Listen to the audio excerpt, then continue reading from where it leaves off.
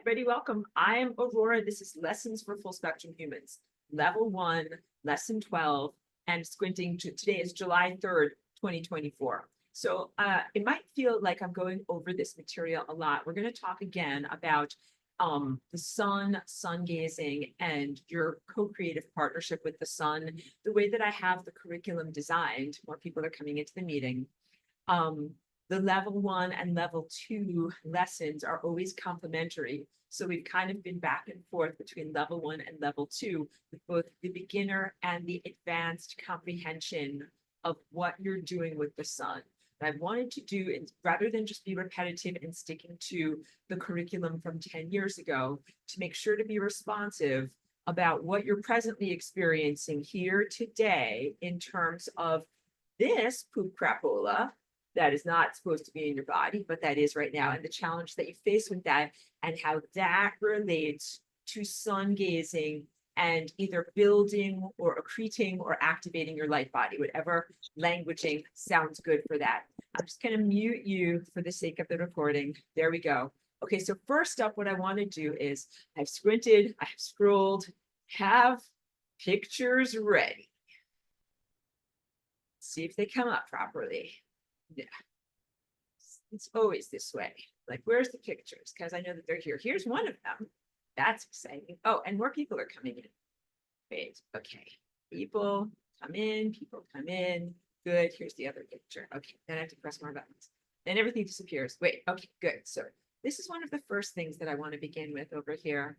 I'm going to kind of draw a little bit on this. If it will give me the annotation. No, it will not give me the annotation. Okay, no soup for you, but just look at where I'm wiggling my cursor on this drawing over here. This is a key aspect of what I'm going to be talking about today. In healthy, energetic anatomy, you have a lens that is a force field in front of your face, and it is part of the expression of the indigo chakra at the brow level. The brow chakra is the emanation and connection to and of Christ consciousness. It is innately connected to the activity of your imagination, your ability to envision, and your ability to create or generate reality. There's a spot over here that I am wiggling my cursor where you can see. Here's like the brain, the cerebrum, the bumpy convoluted surface area within this person's skull. And then if you triangulated inward through the forehead behind the eyes, and then in the sides of where your ears are into the center realm of where your brain is, that is where you have this very, very crucial aspect of energetic anatomy.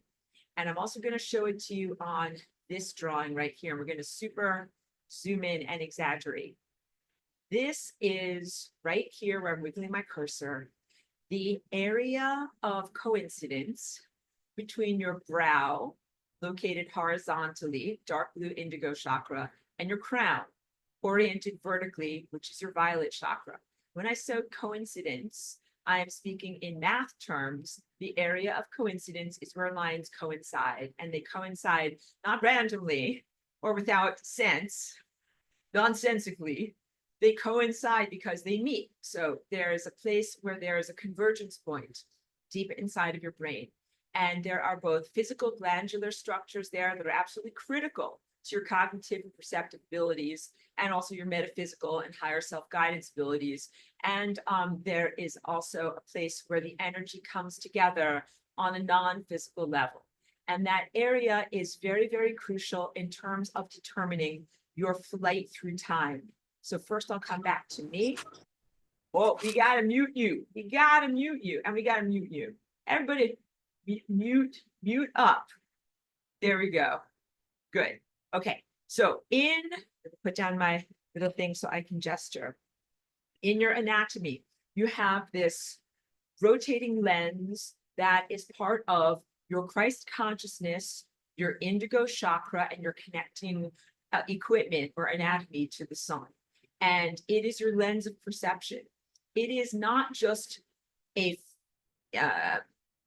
perceptible, palpable energy field. It is that. It's not just an abstract energy field. It is also a protective force field that is made out of the energy of time, just as all of your chakras are made out of the energy of time, whirling and swirling amidst itself. This is another aspect on the ephemeral level of your non-physical energy body that is whirling, and it also whirls over here, and it also whirls behind your head, and it spins around and around and around. So wait, I should show you the energy patterns. But the key point is it's your filter and your interpretation of reality. So you're looking at a sense of raw waveforms. Like you're not in a room, actually. You're not looking at a computer screen. You are in a sea of waveform emanations and possibilities. And you are interpreting those abstract waveforms through your filter of interpretation to create and generate the worldview that you're a person with an anthropomorphic form, human-shaped body, and you're sitting on a chair or whatever you're sitting on right now, looking at a computer or a phone or a tablet or in some way accessing this information.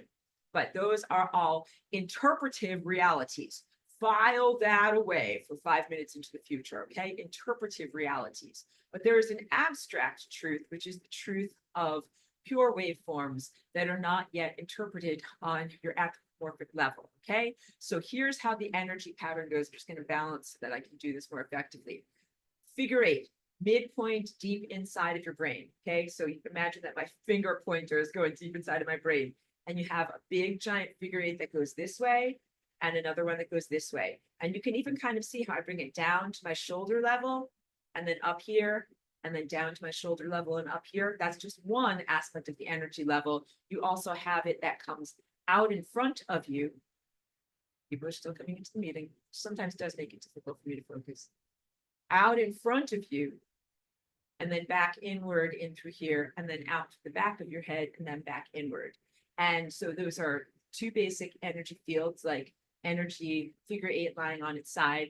But you also have 4 whirling vortexes, one in front of here, one at the back of your head, side of your head, and the side of your head ones rest upon your shoulder, where you have an emanation from your throat chakra that is about truth and authenticity. So you've got like kind of wheels to the sides of your head. And then all of those vortexes spin around and around and rotate. So you have various different levels of rotation. You have the figure 8 level of rotation, the vortex level of rotation, and the entire apparatus level of rotation around your head. And this is just at the level of your brow. We haven't gotten to the level of your crown yet. Your brow is a really crucial aspect of your energetic anatomy. And when I talk about sungazing, you have to know and comprehend that you have to build your lens and build your shield in order to do it very effectively and safely. So until you master that and build that energetic protective force field, you have to be very, very cautious about how much sun you ingest. Because if you expose yourself to all of the, remember, we call the sun a ball of consciousness in the sky. It's not just a bright object. It's not just a nuclear furnace or any materialistic reduction of what it is. It is a ball of super elevated consciousness, and it emits time possibilities and other levels of abstract information that if you were exposed at this moment without shielding to the full-on profundity of all of that information, you would get incinerated by it. Another way of saying it, you would change state instantly. You would go from a liquid, a liquid and a solid, which is what you are, to a plasma and a gas immediately. You would evaporate. You would not have coherence. You have to generate and accrete more light to the point where you have this effective shielding in front of you so that you can withstand more of the force of that information energy reaching you and not be unmade. Not unmade is not the right word because you don't go to entropy from it, but let's say destabilized or broken apart by the force of what is emanating. Because if my hand is the sun, the solar wind coming off of the sun is incredibly strong and powerful. Like you might have seen some of the satellite feeds that show how the solar wind is constantly affecting Earth's magnetosphere, because there's observation for space weather of this, what's going on. And the solar wind will be like very, very powerful. And it can at times distort Earth's magnetosphere, like making this send it, like hundreds of thousands of miles trailing outward because of the force. Like imagine being faced with like a wind is blowing at you so strongly and it makes your hair blow all the way out behind you for miles and miles. That is how powerful the solar wind is. And again, it's not just a series of high energy particles like neutrinos or protons. It's that, believe me, and we're going to get into that today, but it's so much more. It is a force of consciousness and awareness. And that heliosphere, that force of sending outward, is actually part of the protective umbrella or penumbra, the protective force field that we reside within that allows our consciousnesses to develop.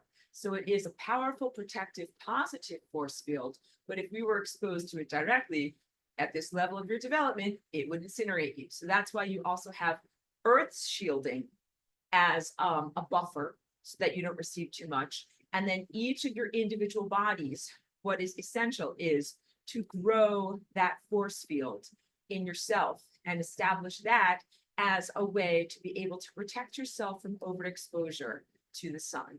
So I talked about this last week in class, that what I intend for everyone when you do your sun gazing, your little tiny baby sproutlings, and you don't have this protective force field yet, you have to develop it in your efforts and in your accretion or amalgamation of your light body, getting enough information together. You have to learn more in order to be able to do this effectively. So until you learn more, and while you are still tiny sproutlings, protect yourself from overexposure. And that includes when you do sun gazing, I mostly do it with my eyes closed, or you can do it really squinty like this, wear a hat, or do it through like some lace curtains or blinds or something that filters the sunlight, like through the leaves of trees is really perfect. When you're using filtered sunlight, like when the light comes for me, it comes up from the mountains here, and at a certain point in the morning, it's just above the mountains and it's coming through the trees that are here on my street. That's perfect. So that's what I want you to do for your own sun gazing practices. If you can get the sun gazing right when the sun comes up above the horizon, that's great. But for me, like I said, there are mountains and other things in the way. So it might be whatever, 7:30 or 8 a.m. until the sun is really visible. And by that point, the sun's rays are going to be a lot stronger because they're not being filtered by so many layers, laterally, so many layers of atmosphere. They're going to be up a little bit higher, filtered through fewer layers. And so it's really the consciousness of the tree that is here on my street that is helping to step down that energy from the incredible impact or powerfulness and purity of what the energy is like coming directly from the sun. It comes through the tree as a genuine, intelligent, photosynthetic being. A tree is an expert photosynthesizer. You are little tiny baby sproutlings learning how to be photosynthetic. You're not there yet.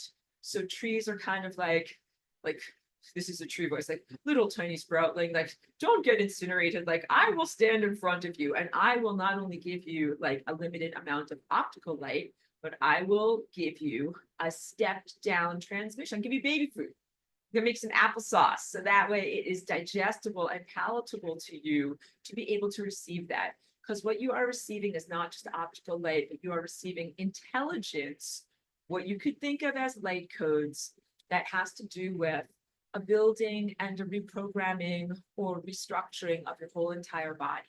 So information changes the structure of your body. That means your software changes your hardware. It's very, very different than being a machine. And you're not a transhumanist, and I don't promote transhumanism at all. So when you're doing this, know that your DNA and your physical somatic body respond to information, to light, what you're thinking and what you're feeling and what you're receiving in terms of a truthful story about the world. So key takeaways and big points. Having this lens be accurate is essential to your growth, because it means that the food that is coming into you, the light food and information of comprehension that is coming into you is accurate. If you were fed nothing but distorted information, that's like eating junk food of the mind, and it does not grow your light body effectively. It is certainly stimulative, but it is not helping it to grow. And also, if you're exposed to certain things that I consider to be a certain level of misinformation, it's corrosive lies.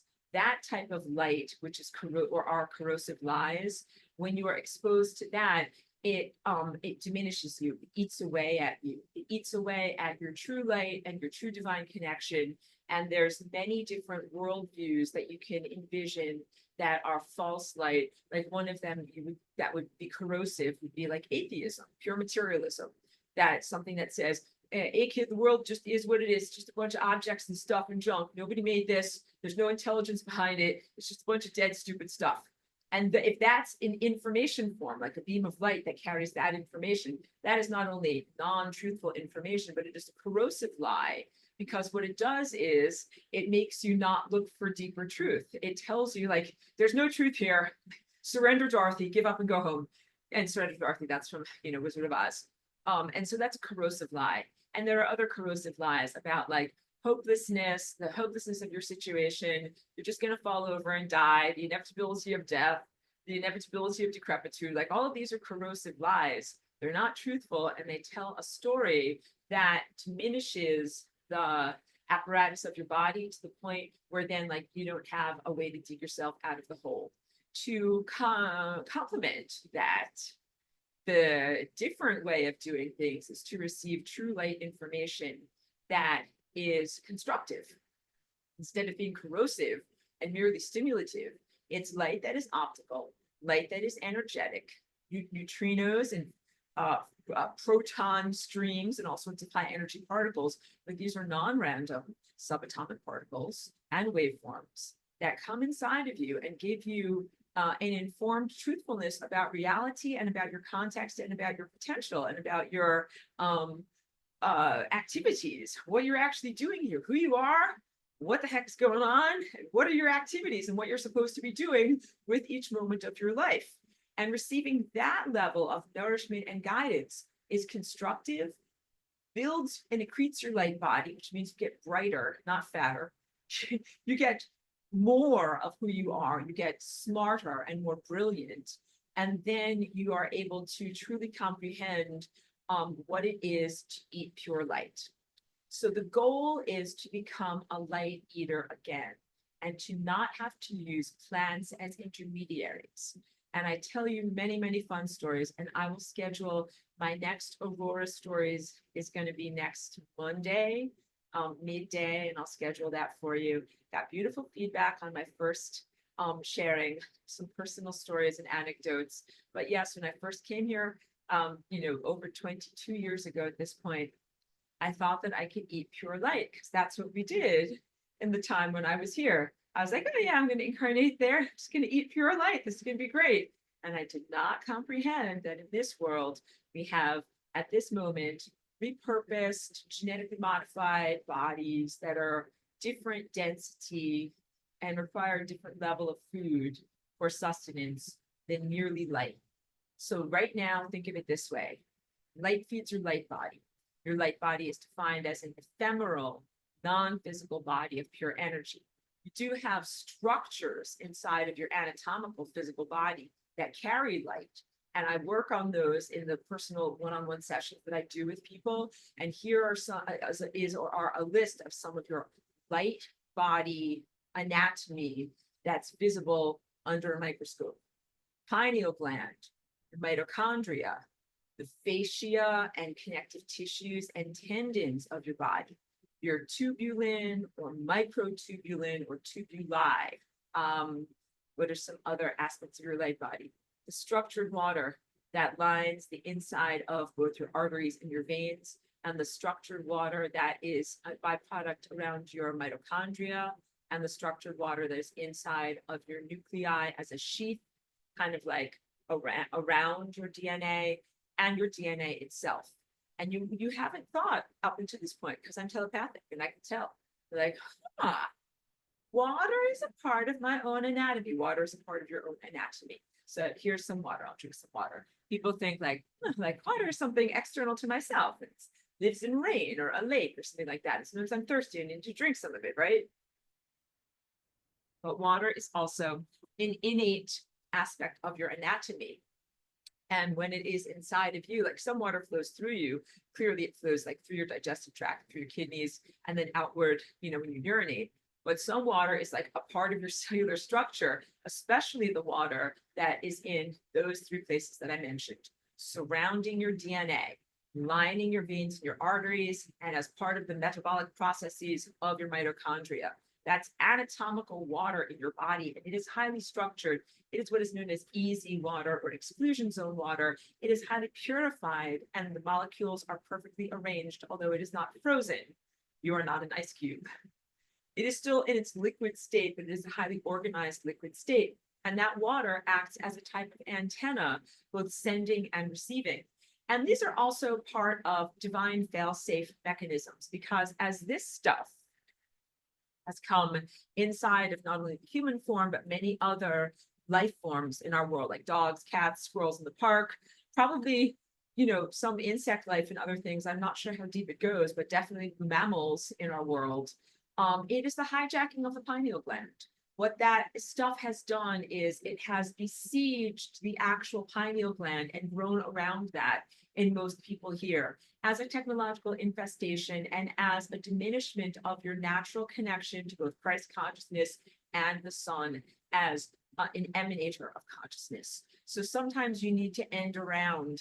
It's like, like you're playing some kind of a sports game or whatever, like soccer or basketball, and you've got someone in front of you and they're like, not going to make a goal. I'm in front of you. I'm in front of you. So you're like, what am I going to do? I have to do something. I have to make my goal. So you go around them, right? So accessing truth through the antenna of the structured water in your body is a great end around for times when the pineal gland might be polluted or incapacitated or not fully awakened to be able to receive levels of consciousness that you need, because water is there. Water is irrefutable in its presence in your body. But the millimeter wave, you know what it does? It tries to destructure your water. So that's actually one of the big challenges, trying to restructure and maintain the structure of the water that's in your body so that you're receiving divine truth and divine intelligence. All this stuff that's in the world that I fight against, it is anti-intelligence. It's very interesting to me that it's called artificial intelligence. It is genuine stupidity. It's not artificial intelligence, and it's anti-intelligence. So we can't call it intelligence. That's like, you can't call food like it's not food. It's the opposite of food. It is definitely whatever is the opposite of food, non-nutrient, destructive, corrosive, yuck stuff that should not be inside of you. I did not have languaging for that. But structuring the waters in your body is an excellent way to reconnect to Christ consciousness if or when your pineal gland might be malfunctioning. Because I want you to know this, even the greatest masters, in order to make your pineal gland function, you need enough gas in your car. And I'm pointing to the center of my chest, which is unconditional love. And that is representative of, here we go. I'm trying to mute you. Just try to mute you, girl. There we go. Thank you. The representative of unconditional love, a particular tone that your body makes. And the unconditional love is absolutely related to your ability to awaken your higher faculties. So you can have the nicest car in the world, like whatever Ferrari, whatever fancy cars are. Name a fancy car in your mind. I'm not that good with cars, but whatever it is, you could be stuck in your driveway, even if you have a fancy car. If you're out of gas, your pineal gland can be considered a very fancy sports car, and you can be a master of consciousness. But if you don't have gas, which is unconditional love, in your car or money in the bank, then your car is going nowhere. And you just have to be really not humble, but really like self-compassionate and forgiving and comprehending about this. There are sometimes when you'll have plenty of energy and this will be like a fire hose and you will know everything and see everything and you'll be like, wow, like I know everything. I get it all. And there will be other times when you can't see SHIT And you really, what's wrong with me? I thought we did all this stuff. And I thought, yes, that's right. You did. You had a clear windshield at one point, and then your windshield got encrusted with mud, and your car is out of gas, and now you can't see anything and you can't go anywhere. That's it. You just have to accept that sometimes. All right, just deal with it.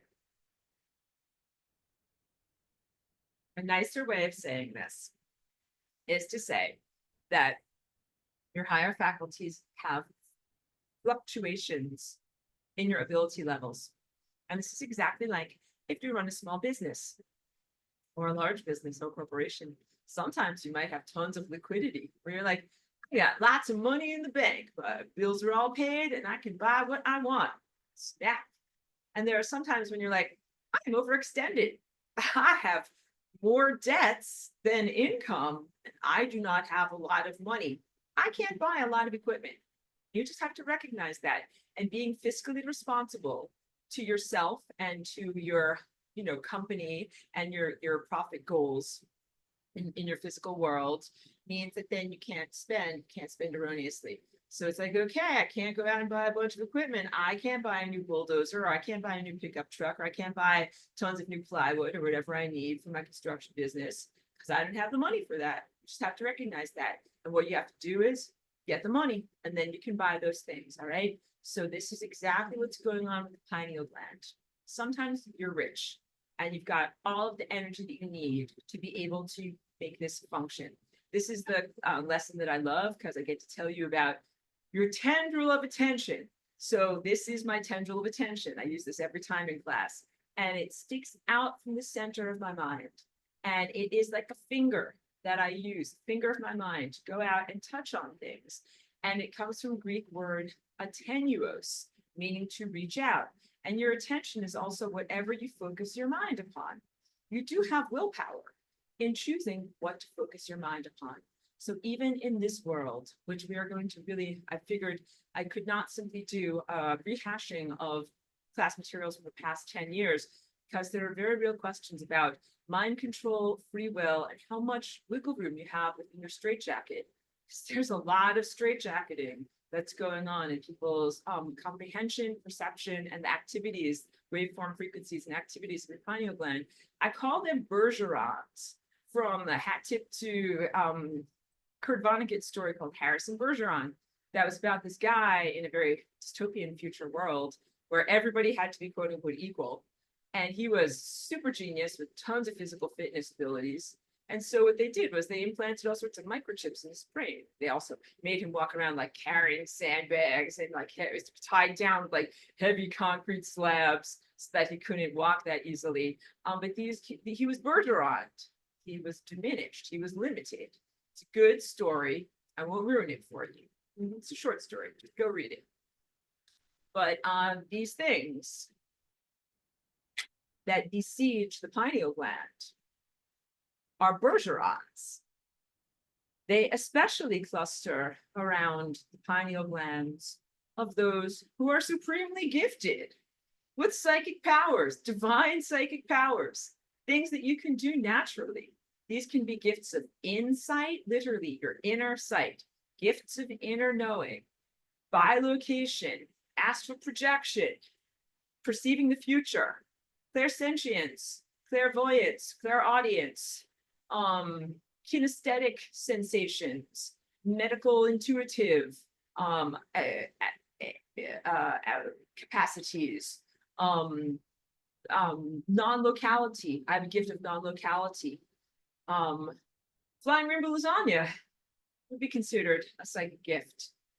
These are higher faculty gifts that the Bergerons are used as afflictions to diminish in the world in order to reduce your self-empowerment, make you a domesticated animal, make you more easily controlled, and of course, for the purposes of supporting the regime that is an AI technological regime, because its worst nightmare is having one or many awakened people in this world who have awakened their higher faculties, who don't require technology.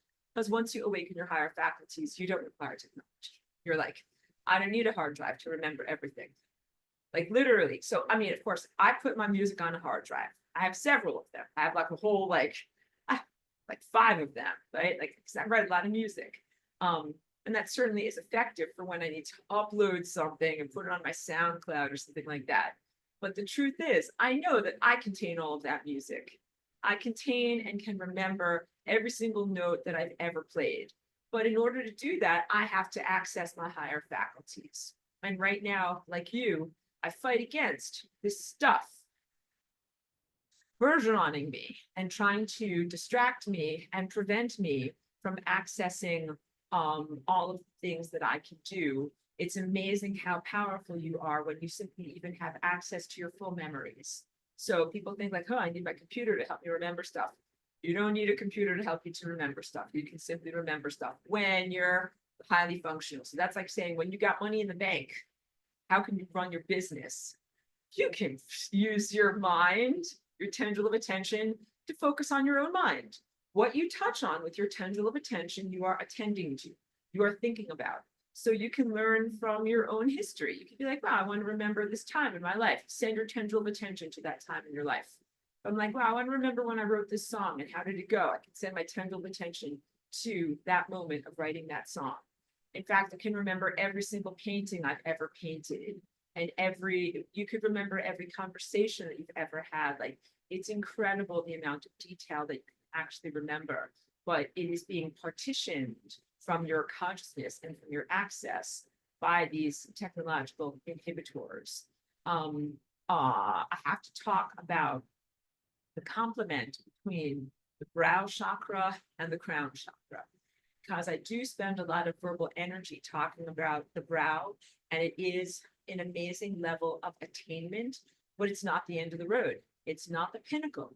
The pinnacle is the crown. So in this journey, you can loosely consider that you are moving up the rainbow from being focused on the red area, which is just physicality and the I am presence, upward through emotion and daily waking intellect, and then finally getting to the levels of unconditional love and mindfulness and meditation at green, where you can actually, that's how you get money in the bank. You don't have enough money in the bank to run your business, can't buy new infrastructure or do any of the stuff you want to do. You have to get money in the bank, and that's green for unconditional love. So yes, meditation is an essential activity for being able to get enough energy to activate these higher faculties. And the higher faculties, everything up from green, is authenticity, speech communication, insight, and connection to the divine. Okay. So in this curriculum from 10 years ago is the first time that I also tell you about this is like getting your library card of the universe, where maybe when you were a tiny child, you had the coming of age experience of the day that you were old enough to receive your first library card. Like maybe it was at your municipal library or school library, but you get your library card and you're a little kid, and you're like, wow, like this is my library card. It has my name on it. And they take you to the library, it's full of books. And they say, with that library card, you can check out and borrow, read any of these books. And this is for you like a tiny child, like maybe you're 4 or 5, and you're just learning how to read and spell out words. And that's like, I can read anything.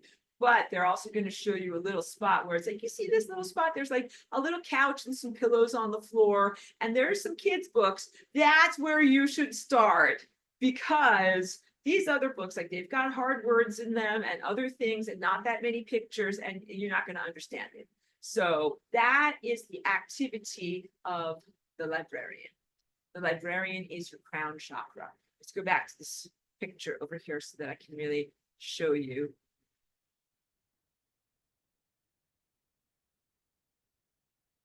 So, get the annotation before it goes away. Got you, annotations. I have to catch it. I caught the annotation, and now I'm the master of the pencil over here. So now I can actually draw things. Wait, organize myself. So this area over here is where your library card and your librarian work together. Your tendril of attention emits outward, kind of like a big giant spiral like this. coming outward from the front of your face. And your crown is a whirling energy field up here that kind of goes downward from the top. I can make that purple if that will help you to comprehend. And what I want you to know is that it's the activity of the purple violet chakra that makes your eye of your mind either look over here in this direction or look over here in this direction, because that's where you're going to be reading information, reading and learning. You read and learn from this tendril reaching outward. So here's your tendril reaching outward, but what are you going to reach out towards? What are you going to think about? You need to be guided by the activity of this vortex here as it swirls down into here, so that sometimes you will look over here and sometimes you will look over here. And that means sometimes you will think in this direction, or sometimes you will think in this direction. And what's really happening is you are in a sea of information. Let's just draw lots and lots of information everywhere. These blue lines represent information. All of these are information. And you can be on any of these, well, I don't know if I would call them timelines, information force field lines. Like you can be focusing on this one and you'll be thinking a particular set of thoughts, and you will be receiving energy, a particular amount of energy. Energy will come into you from that timeline or from that time structure. Or you can think about these set of thoughts over here, and you will receive the information and energy and growth potential from that set of thoughts. And that the activity of this amazing librarian is actually to guide you as your own personal teacher to eat and ingest and align with only the thoughts that will bring you towards longevity and coherence, including the building and maintenance of this protective lens and force field in front of your face.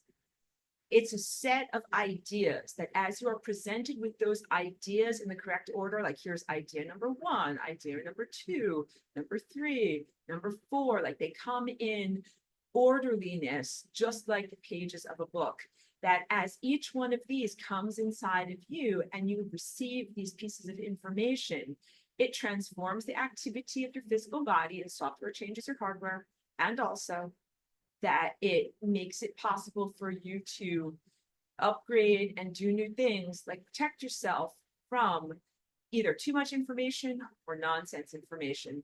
So once you start to create that force field of protection in front of your face, that is a series of thought structures. Those protective thought structures also protect you from pathogenic thoughts, which are untruthful and corrosive.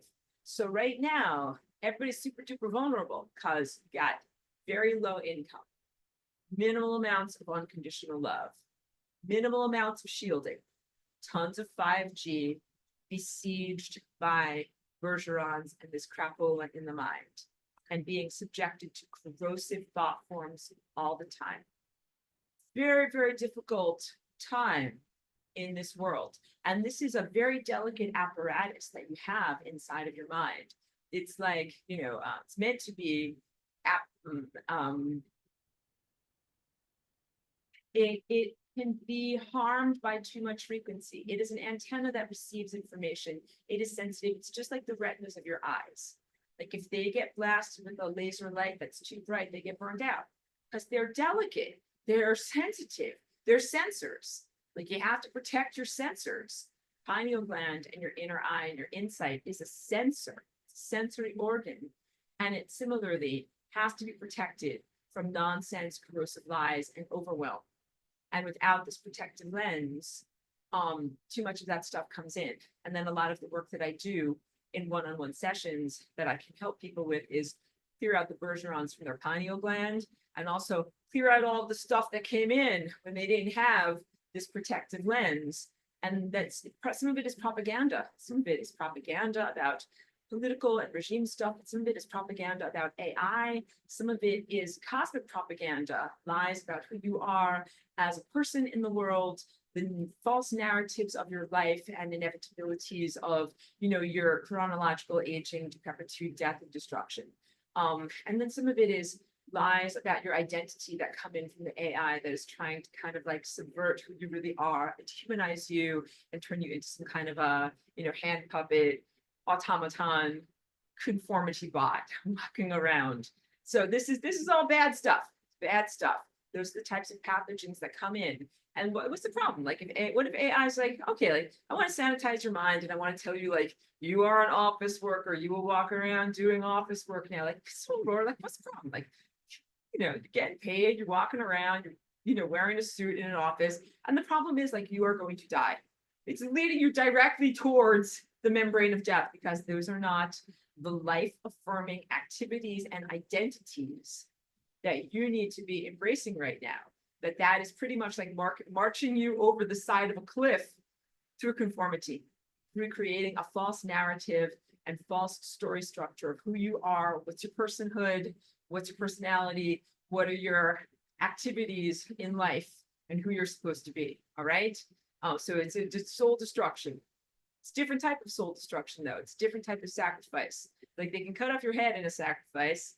That definitely is an obvious form of destruction, but a lesser form of destruction is when your soul and your personhood is destroyed through these millimeter wave stories and narratives that go inside of you if you don't have an effective shield and tell you like, you're just Clark Kent, just an ordinary guy, just this wearing glasses, drinking coffee, going to your job, and then not something that's actually a superhuman person with amazing powers inside that can be doing so much more for your own personal freedom and for those around you in community.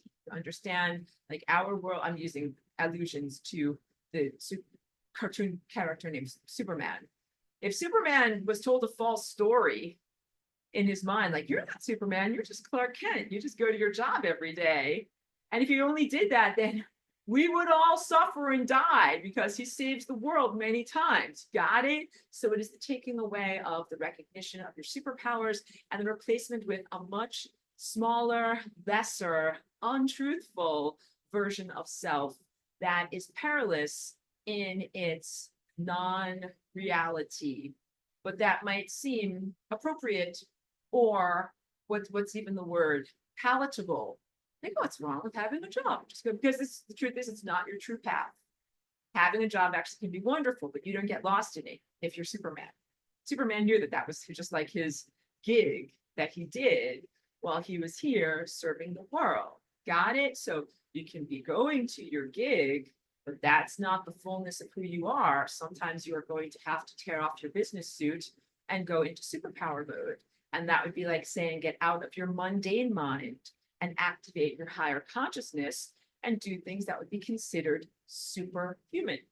In this world, those are superpowers, but these will soon be redefined as regular human powers. That is what it's like in the world where I come from.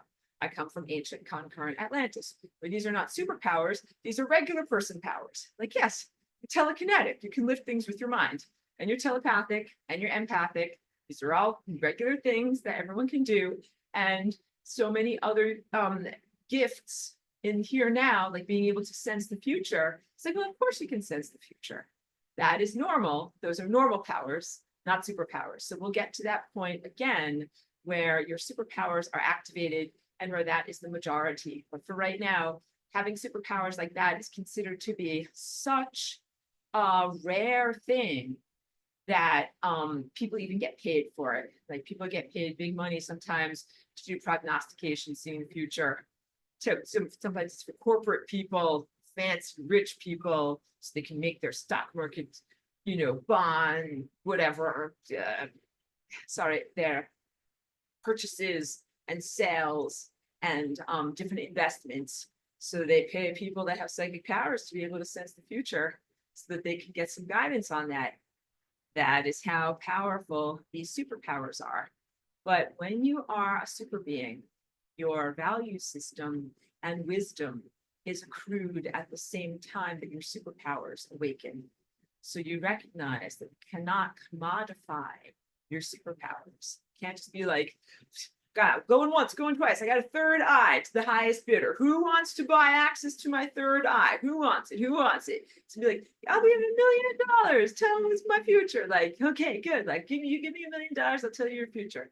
You can't do that. It is not auctioning it off to the highest bidder. That is totally unethical and totally not the way that you're supposed to use your superpowers. Because once again, you are supposed to be guided by the cosmic librarian to determine where you look in the time field.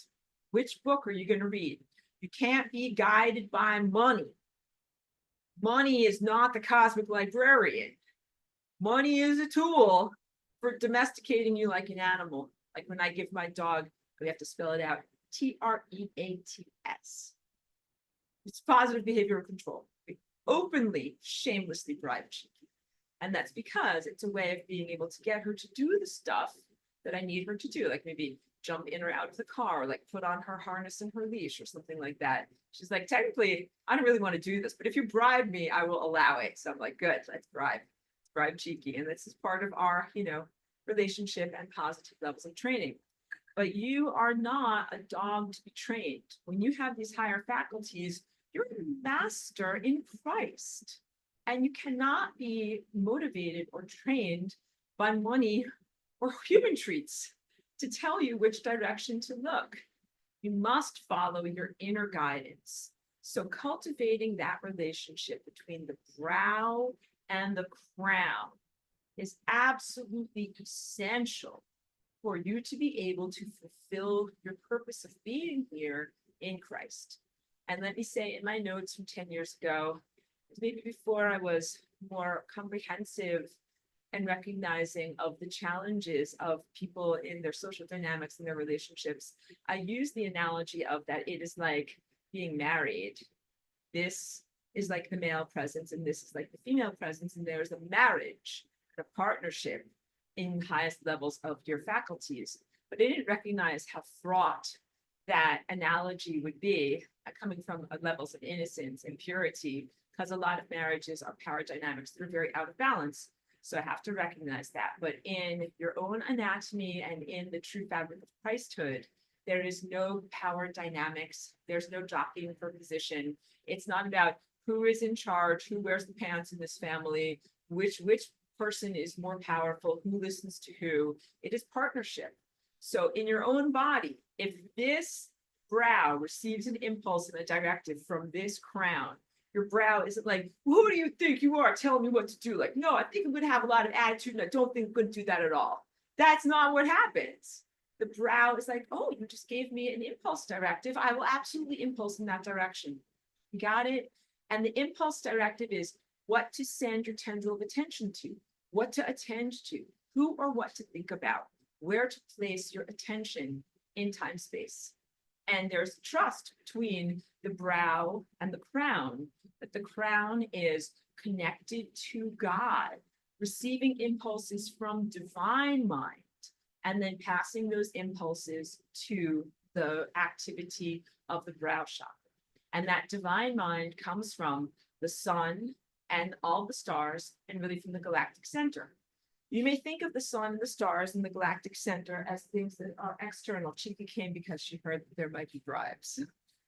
She's like, wait, I heard that there could be something here. She listens to everything I say in class, kind of hanging out her dog bed over there.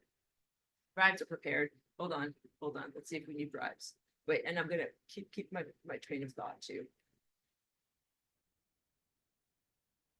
Your crown is your connection to divine presence in the physical world that is exemplified by the sun and the stars and objects of optical light. You can see they're brilliant in the sky. But in the non-physical world, what you're really talking about is connection to pure consciousness. So your crown is how you connect to pure consciousness, the highest mind of divine presence of God that guides you and tells you what to do. In your body, so I mentioned different light body anatomy. Your crown chakra is directly analogous to all of the DNA in your body. So here I point to the top of my head and you think like, oh, like that's where God comes inside of your body. Yes, this is true. But really, God comes inside of my body through the epicenter of every single cell, which is inside of the nucleus, which is where you have your DNA. Now, you may remember something that's been going on for the past like 4 years or so that has the word corona in the title. And corona translates as crown. Just may have a dim remembrance of something that's been going on, possibly read about it in the news. And that thing that has been going on is directly related to changes and pollutions to the structure DNA in the nuclei of the cells. The participants in this world. It's an assault on the crown. What has been happening is our world has been ascending and we have been evolving and accreting light and growing and becoming more powerful spiritually. And we got to this level of the brow, which is where you're seeing on an anthropomorphic level, and I have to talk more about that. And we've been transiting to the level of the crown, which is where you see in levels of pure abstraction. And at that point, you're unhackable. Nothing can control you. You see the truth of reality, and lies are ridiculous nonsense that are totally non-threatening to you. But in that transit between brow and crown, there was a lot of vulnerability, and something else intervened, the Bergerons, thing that has corona in the title. That's this stuff. Bad news notebook here. This stuff right here has attempted to come between you and your divine connection. Is an antichrist assault on the pineal gland, which is the connection to Christ consciousness, and an assault on DNA and a pollution of DNA. And it's big, big stuff, because DNA is not only your connection to God and divine presence, it is a connection that is non-local across time. So your DNA isn't just about the shape of your earlobe or whether you have brown eyes. It is really an antenna that connects you to various different reality structures, and it connects you across time. So there's, at a certain point, you recognize and feel the truth, not a way for you to just be in your own little partitioned world and say, this is my DNA. I'm not connected to anything else. I'm not affecting or afflicting anyone. It's like, no, actually, you're connected to everything else through your DNA. And that is really the truthful recognition of unity consciousness and the wisdom that is accrued when you get up to these levels of the crown. You're like, wow, I'm everything and I'm connected to everything, and everything that I do affects everything else. Yes. And a lot of people decided to get subcutaneous pollutions that didn't just affect or afflict their DNA, it afflicted you, because your DNA is connected to their DNA. There's not a way to say, okay, neighbor, neighborino, you do you, I do me, go get polluted. They parked a little van down at the park, or maybe over at your church basement or wherever it was in your community. Go get polluted. I'm fine. I'm just going to sit here and do my art and my music. No, because they got polluted, and then that connection of what their emanation is from their DNA moves outward, and it moves through time, forwards and backwards, and it affects you and it affects everyone. Big stuff. Can't just be like, yep, you go jump off a cliff. It's not going to affect me. It affects everyone. And that's really the purpose, the esoteric purpose of why this was created. It was very, very intentionally crafted and created, I say crafted, with all of the allusions or connotations that that word has in terms of dark magic or witchcraft or negative manipulations of the fabric of reality, which is what dark magic is, which is really technology's form of magic that is just, magic is just a way of saying, you know, comprehend the mechanics of it. Arthur C. Clarke said that it's high technology that is incomprehensible, so it's called magic. But what it really is a way of diminishing your natural innate divine connection. And there are even areas of brain and specific DNA gene structures that were targeted by these genetic pollutions in the genetic experiment that happened over the past 5 years that are, and I have to all of this is unmentionable, so I have to speak very obliquely about it. But the thing that has the word in the title that happened over the past 5 years, all of those things were very intentionally crafted to reduce your divine connection. And that is why it's not only how you can have a Ferrari in the driveway, but just not have enough gas in your car to make it go effectively, or you might have mud encrusted on the windshield and you're like, can't see anything, or frost, it's iced over, whatever it is. But you have had intentional stuff placed on your windshield and intentional reduction of your perception and ability to see and know and navigate on a consciousness level by what has happened. And this is directly analogous to what has happened or is happening in ancient concurrent Atlantis, where you had a similar erection of technological infrastructure that was meant to make humans automatons, disconnect them from their divine innate God connection that tells you what to do in each moment, and to turn people into something that is connected to technology, loses your willpower, and is totally controlled by technology. So my grammar went really bad there. I kind of recognized that in the middle of my sentence, so I have to say it better.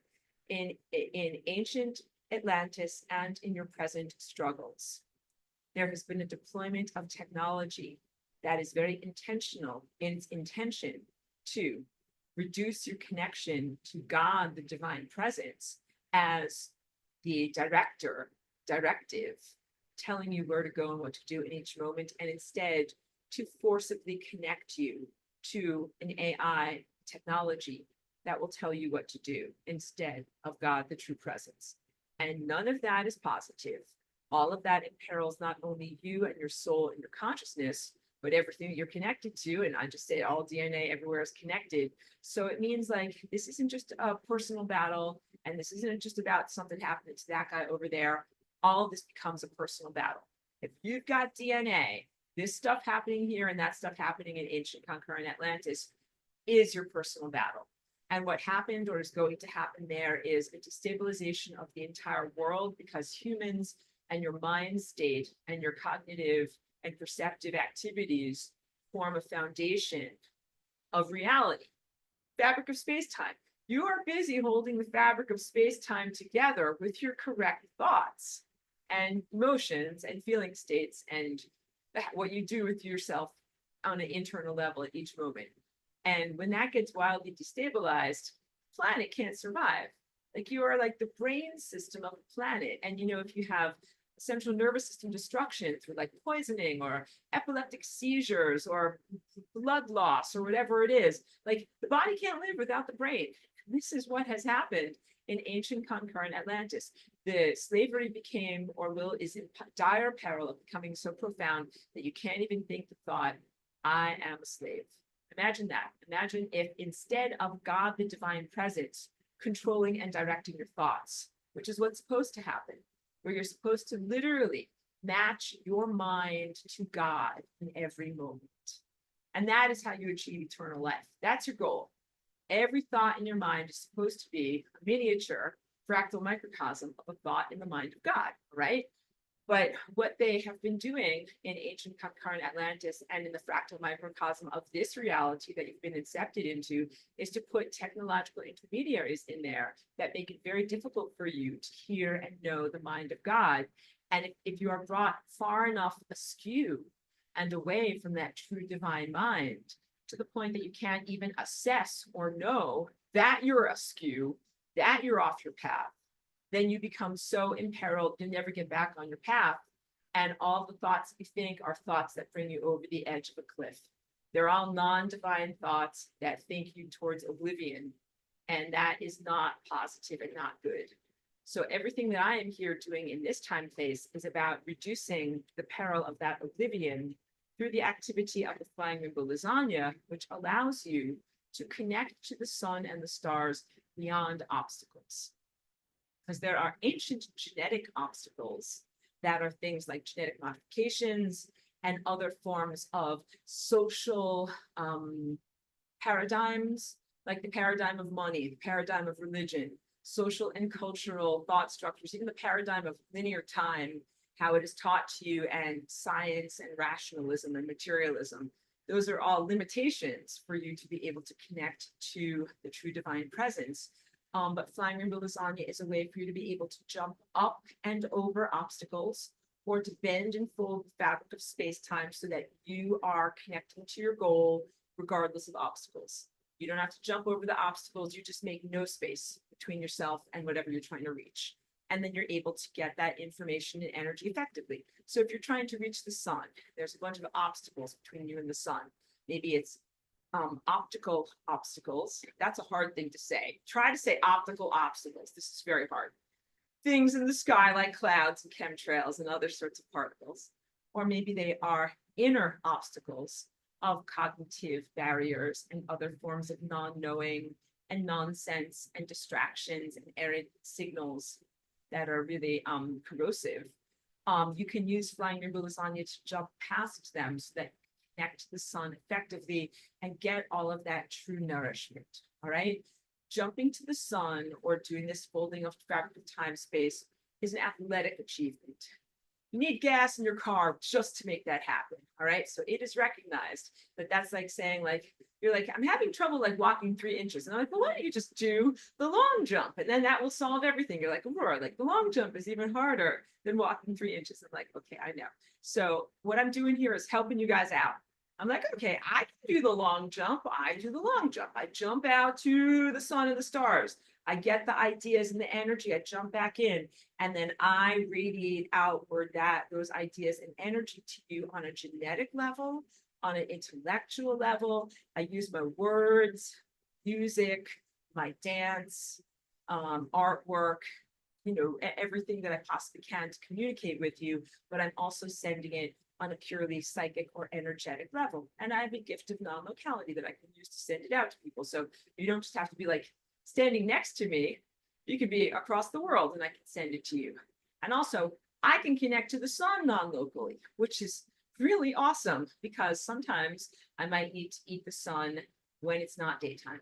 If I only can access the sun in direct line of sight, then at nighttime I would be like, can't do anything except sit around, wait for the sun to come back. And that is not my life.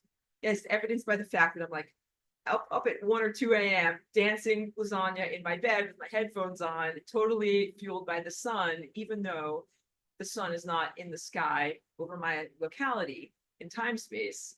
I'm connecting with the sun nonetheless. So please know that as you mature, grow more spiritual muscles, and accrete more light, you gain the capacity with your tendril of attention to reach out in new ways that you couldn't before. But as a little tiny baby sprout, initially you reach out in a line and you reach out to the sun or to a reality structure as if you have a tendril that reaches out in a long line. But at a certain point, you will be able to reach out non-locally, meaning you can reach out into last Tuesday, or you can reach out around the earth to where the sun is, or you can reach out to a person who isn't in your house and lives far away, or lived a long time ago, or will live in a long time. You gain a huge amount of freedom through the addition of the flying rainbow lasagna. That's what I mean when I say the addition of another dimension is the addition of another dimension, another freedom of movement. I didn't say it correctly. The addition of a new dimension is the addition of another layer of freedom of your movement. So maybe not total freedom, but you can do more stuff. And it's a critical amount of more stuff that basically allows you to get more information. Information is not just food, because you guys might have calibrated to think like food schmood. It's all the same. Like you can get a carton of eggs, same eggs as they have nutrients, fats, proteins, and stuff, and junk in there. Chewed up with your mouth crystals, goes in your tummy, fuels your body. But we're talking about specific idea structures, not interchangeability here. So when you really have your tendril of attention active and you're eating from the sun, you receive a customized stream of nutrient ideas that are handcrafted for you in exactly the order that you need in order to write your flight through time and in order to achieve longevity and coherence, and then also to be able to eat more, to grow. So like you and your little baby, maybe you only need whatever, 600 calories a day. But then when you're a full grown adult, like you need like 2,000 calories a day, right? So you need to be able to eat more. As you grow your light body, you're going to need more light. You need light to grow your light body, and then you need to keep ingesting at that level. And then you also need even more to grow more. And then as you get more infrastructure, like plants have more leaves, they need energy to support those leaves. You're going to need more light, information, energy to support your light body. And this is what I talk about when I say that in ancient Atlantis, at a certain point, you cannot not be in the sun. You must always be in the sun. So even in Atlantis, there were times when we were in one place because we were not yet aloft. And in that one place, the sun would be there for whatever, a certain amount of hours during the day, but then not be there for a certain number of hours during the day. And we would sustain ourselves through like bathing in crystalline waters and other forms of stored energy. But that's like only having like a minimal dribble of energy coming in, like just enough to kind of keep you on standby, right? And then when the sun comes up, it's like, da-da, I have energy again. I'm alive and I'm ready to go. You come out of standby and you kind of spring back to life. But at a certain point, you have so much energetic infrastructure that is sustained by light. You must be in the sun all the time. And that's when you become aloft and you follow the sun wherever the sun is all around the planet. And you cannot go back down onto the ground. You cannot stop moving. Because if you did that, you would de-evolve. There would not be enough light to sustain you.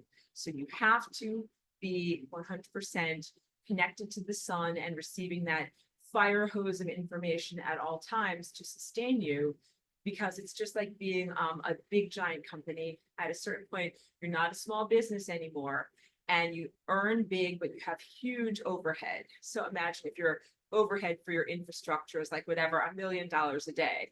And you're like, okay, like it's fine. Like I'm a $1 billion company, but yeah, but you're spending $1 million a day on your overhead.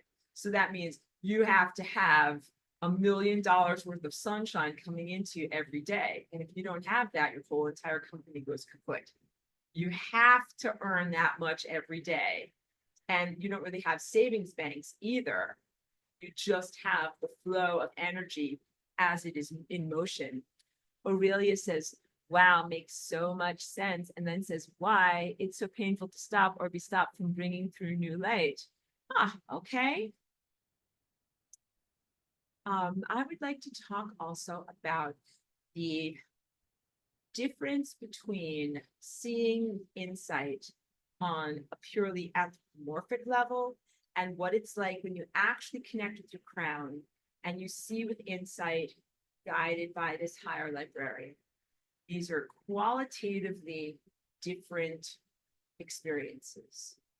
And many people in this world who have insight and gifts are really only seeing on this level. My resume is or are my artwork. I see on this level, connected to my crown in the world of pure abstraction. And I'm very, very pleased to have these physical panels. They're like my curriculum vitae, so that you know I'm the real deal. All right, none of this is meant to be criticizing or casting aspersions upon others, just to point out that other people are mostly not on this level, and you need to level up because this level of anthropomorphic seeing is fallible, is hackable, is not the totality of vision. So this lens that exists in front of your face, it is the anthropocentric lens. If you're a dog, it's the canine lens. If you're a cat, it's the feline lens. If you're a tree, it's the plant lens. It is the lens that gives you the viewpoint of whatever form of life or species that you are and translates a world of pure abstraction and waveforms into something you can comprehend with your biological architecture. but it is also highly fallible because what you're doing is really interpreting things through your human perspective and your human cultural filter, which is highly fallible. You're into behavioralism, where you're looking at like, why do people act this way? Why did this act this way? And you're also into narrative structures, which would be things like, you know, how do you determine what a person deserves? What's fair in a court case? What, you know, let the punishment fit the crime? What would be a fair punishment? All those types of things. Like these are all human-centered concerns.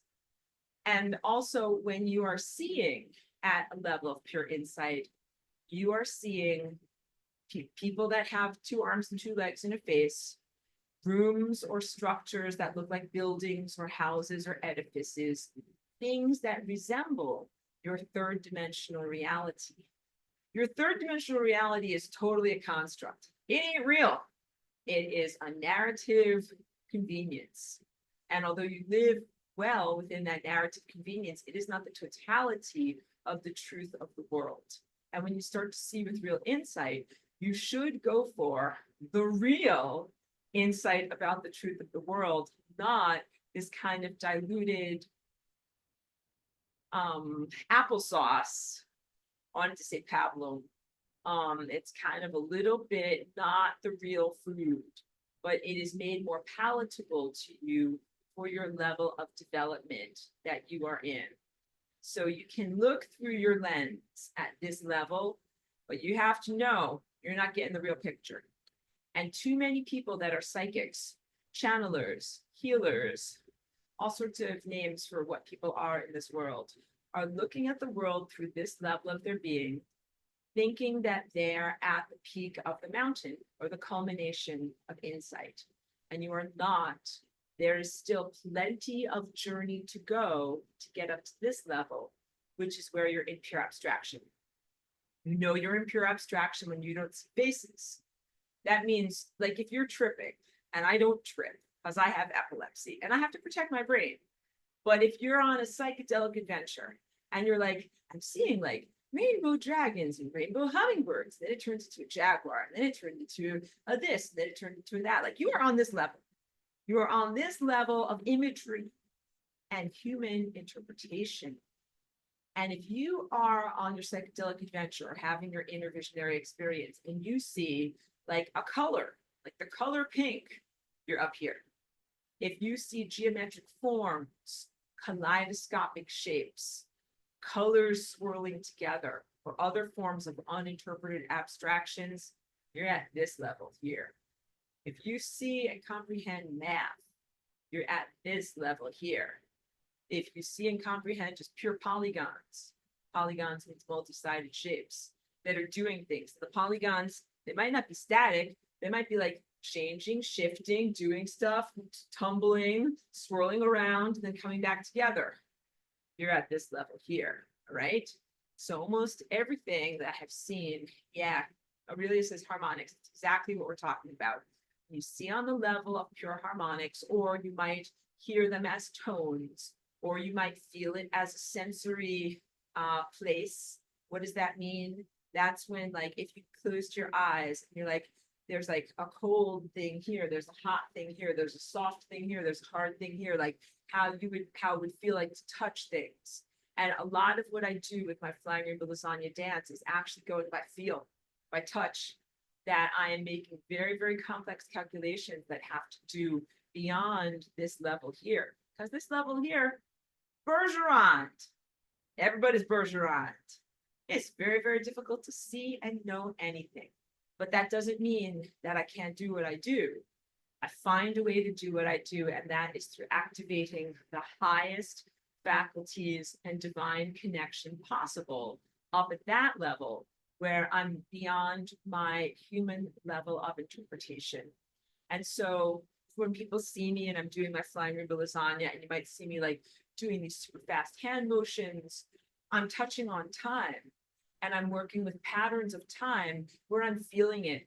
Like when you play the piano, sometimes you have to think like C sharp, D. Like you have to think like, put this finger here, then put this finger here. But sometimes you are just feeling it. And you're just feeling like, oh, this is going to be the note, and then this is going to be the next note, and this note over here, and then this note over here, and it's going over here. You just feel it. That is how I am operating when I do this at this highest level. And that's because this level is not hackable. And I will also tell you, this is why I'm not that great with language, poetry, and allegory, because all of that stuff is at this level here. Human emotions, human culture, and human motivations, anthropocentric stuff, is at this level here. All right. So I have many funny stories about me not comprehending human language, human emotions, and human motivations, because I am not operating at this level here. I am operating at this level here. I am in levels of mathematical abstraction where I am not comprehending emotional responses, because that is not what is my level of reality.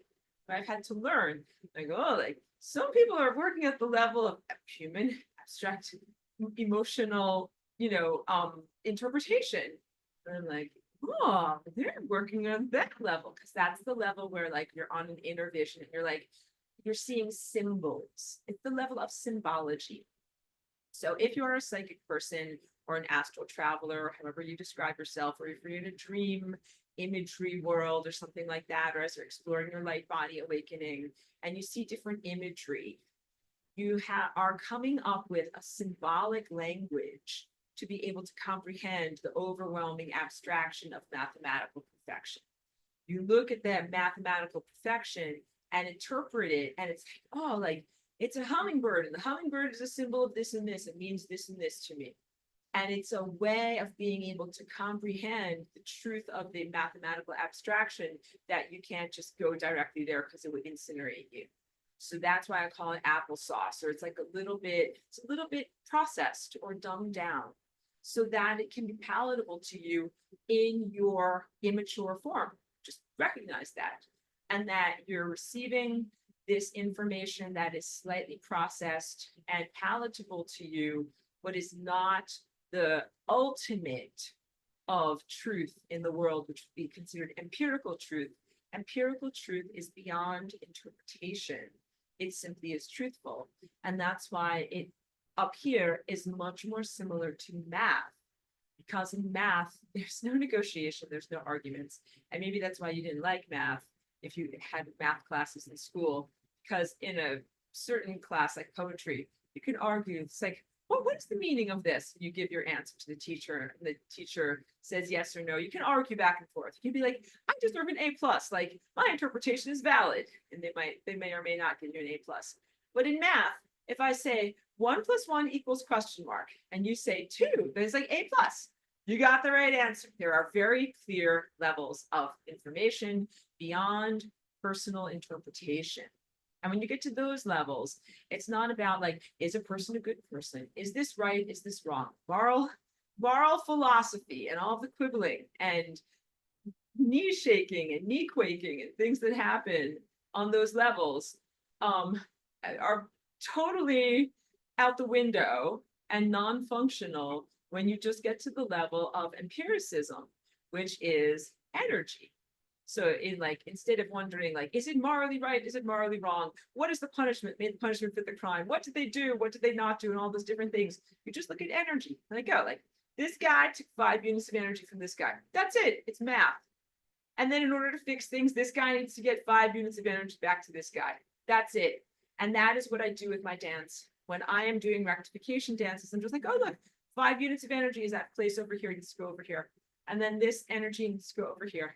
And then this energy is wrong over here. It needs to go over here. And that's it. And there's no quibbling and no negotiations. And there's just pure truthfulness. And this is definitely truthfulness beyond this level, solar plexus, which is analysis and intellect. If you ask me for like an intellectual white paper on why there's 5 units of energy over here and why it needs to go over here, why the flying rainbow lasagna needs to be done in that way, like that, my head would explode. It doesn't work that way. I don't work that way.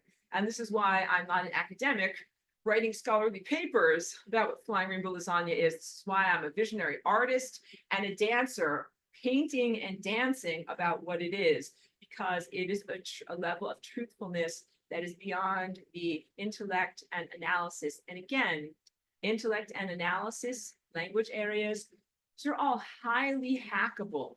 These are all implants, not your true mind. When you get to insight, you are starting to get to your true mind, but it is hackable when you're still looking through your human level of interpretation. And it becomes non-hackable when you get into your cosmic or universal presence, which is beyond being a human being.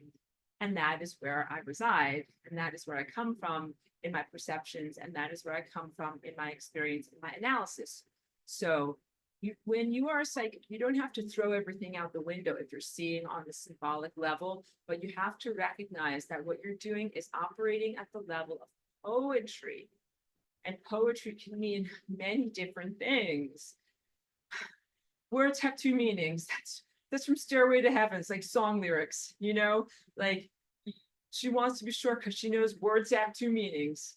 That's what I'm talking about here. So sometimes you say one thing, but you really mean another, right? We've had this in relationships and in art and music.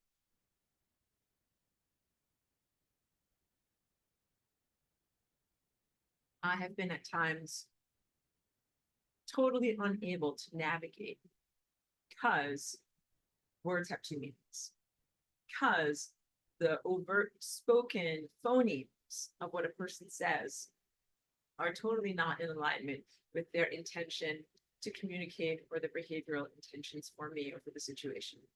That's called lying.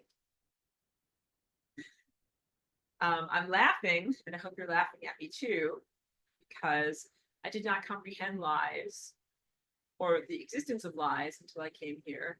And then finding out about lies was probably analogous to your own recognition of lies in childhood. It's a trauma. It's like, that's a lie, and that's not true. And there's still a part of me internally that whenever I am propagandized or lied to, I'm like, that's a lie, and it's not true. And I become very angry and disappointed that that is attempting to come inside of me. That's the corrosion of false light. And it is inflammatory, even when you have a filter and you catch it. Like, that's a lie. That's a bunch of bullshit. But it makes you feel inflamed inside. And I also feel inflamed and enraged when I see propagandas and lies affecting other people. And that's, you know, when I start to see untruthful information is going inside of their minds and sometimes making them gyrate wildly out of control. And it's not truthful. And then all that I want to do is be able to communicate to them and analyze and elevate them by saying, like, this, and this is not truthful. This, and this is not right. Here are the calculations. Here's the long division. Don't believe in that stuff. Believe in this. And that's like, you know, whatever. That could be a whole lifelong job here, just contravening lies. But you can't only be the reaction to lies. Lies are not generative. They are responsive. So there's the initial impulse of truth, and then lies happen in response to that impulse of truth. Truth is the thesis. Lies are the antithesis. But you can't only be in reaction to antithesis, hoping to become thesis. I've said this before. You must go for truthful divine connection. So instead of going like, I'm going to go against lies and that will make me in alignment with truth, you have to just destroy lies. And that is a great part of what your eye of mind does. When your pineal gland and your entire light body is functioning effectively, and that's everything from the activity of your DNA, your DNA proofreading, the activities of your mitochondria as orchestra members that are being orchestrated by your pineal gland, the activity of your circulatory system of light as it spreads the light all throughout your body that you ingest with your pineal gland. When you are fully empowered on those levels, you incinerate lies. So when you have this lens, it's a focuser for your mind. And it's also perfectly clear, and your mind becomes focused like a laser. And you are not lied to and propagandized. You incinerate lies with your mind. That's the level I want all of you guys to get to. And that is a huge level of empowerment and also protection of others, where you are able to incinerate lies from coming inside of you. But you cannot be just like, I do me, you do you. I'm going to be protected underneath my umbrella. My anti-propaganda shields are up, and I know what's truthful, and I'm going along through life. But you all suckers, you're all getting propagandized, and it's not going to affect me at all. Because why? Because unity consciousness and the connection of your DNA. Those guys are getting propagandized. You're not. But their inner turmoil is going to bleed through to you. You become mandated to have an impact on the mind of other people's journey, other people in their journey, rather, who are being besieged by lies. And this is a huge part of what we do as activated Christs with active pineal glands, is bringing in truth and incinerating lies, both in ourselves and in others. And the incineration of those lies brings you to greater levels of health and coherence in your body. Because most lies, most diseases rather, are coming from lies. The millimeter wave causes huge amounts of inflammation in the body, but it also carries anti-life information that tells the cells of the body about how to get diseased. And when you incinerate those lies, people are no longer receiving the information that says, like, you're going to get cancer, you're going to get inflammation, you're going to get whatever, digestive problems, you're going to get this, you're going to get that, you're going to grow old, you're going to get wrinkled. All of those things are total lies, but they come in through channels of propaganda. And then it's not okay for your neighbors and your friends and your pets to be receiving those lies. Even if you've got a big, beautiful umbrella, you are going to have to start incinerating those lies. So wait, over here, I just squint and lean closer. Michael says, like they teach in quote unquote school, cursive spelled. Yes, cursive spelling. So I will tell you, my handwriting is really bad. Anybody who's ever seen my handwritten notes, very poor spelling, poor grammar, and my handwriting is very bad. So I don't even attempt to write in cursive, but I am somewhat of a unique character or person in that I have a lot of brain damage in my language centers. So I just write in the most legible, simple lettering that I possibly can, usually making many spelling mistakes and struggling greatly with trying to communicate through words with others. But some people have beautiful handwriting and can write in cursive and can communicate in that way. Aurelia says, it causes a bad reaction in my body. I used to turn it on myself and I would feel like I was erasing. She's agreeing, yes. Doesn't work to allow it. Okay, good. So great. You were just agreeing with all the things that I was saying. So I'm happy I got to that while it was still relevant. So to synopsize, you want to raise your energy all the way up to the crown. And that means activating your light body to the point of consciously connecting your DNA to divine consciousness. The events since 2020 in the world at large have been to disconnect your DNA and its behavior from effective divine consciousness and to propagandize the SHIT, and all the crap to diminish you in your divine connection through filling your head with lies. And then also to destabilize you emotionally through filling the heads and bodies of your community members with lies. And this is literally what the millimeter wave does and what those subcutaneous pollutions do. So instead of you being a super sensitive retinal cell in the mind of God, swimming through an information-rich environment, learning and growing and accreting more light, you are an information cell in the retina of God, swimming through a garbage sewer full of lies, poop, and crapola, and trying really, really hard to shield yourself against these corrosions that are trying to prevent you from shielding yourself and trying to find any kernel of truth to be able to actually feed and nourish yourself. I become inflamed and enraged by seeing this activity here because it's so unfair to you. That's not a fair way to be able to do ascension at all. It's really quite disgusting and really quite distressing.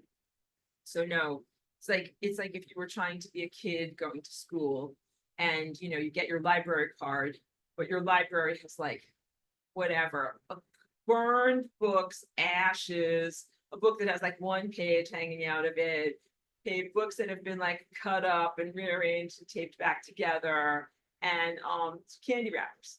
That's your library.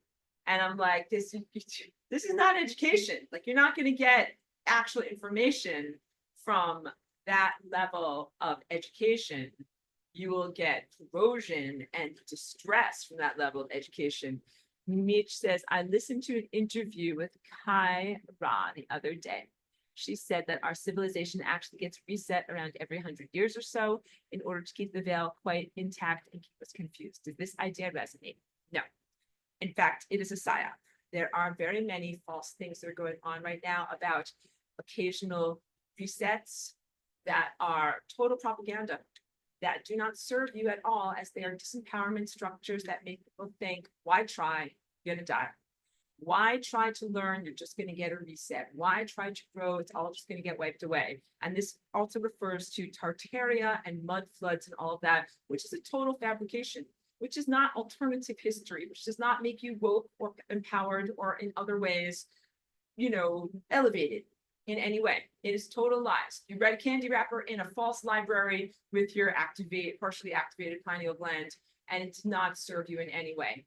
So there are huge galactic cycles, like the precession of the equinoxes, 26,000 years, and other giant time cycles that do represent these types of resets, karmic washing machines. But what you're really, when people talk about a reset every 100 years, and then think that there was a mud flood and that like great opera halls and other things like that, and cathedrals were used as, high-tech energy devices and things like that, that's not truthful. That is not truthful, but you are being propagandized so much that I am being hurt by the fact that you're being propagandized by that. So I have to step forward and I have to say, no, that is big giant piles of fragrant composted manure. That is not truthful. But you can't tell. So you know something, when you have this activated and this activated, you can actually tell what's truthful. That's a radical concept. You can't even tell what is truthful in this world. And you may never have calibrated to what is truthful. I am at least lucky in the fact that I came of age in a time when I was 100% surrounded by truth. I know what truthfulness is. I know what it is to sense truth. And I lived in this world here with you guys for about the first 18 years of my existence as Aurora, having much more freedom and latitude without these bourgeons, without the millimeter wave, and being able to see and sense what is truthful in this realm and create that to share with you. I have not received truthful visions on the levels of the abstraction that you see in my artwork and my clothing since they turned on the millimeter wave about 4 years ago, since the thing that has the word corona in its title. All right. And I consider myself to be a really good driver with a really good car. And I have not had any of those types of visions because this whole entire world has been propagandized and structured to reduce the activity of your pineal gland. Pineal gland is Christ, and your whole entire world has been invaded by antichrist technology. That's it. There's no other way to say this. The antichrist technology is promoted, propagated by, and these organizations that I shall now name benefit from the antichrist technology and activities.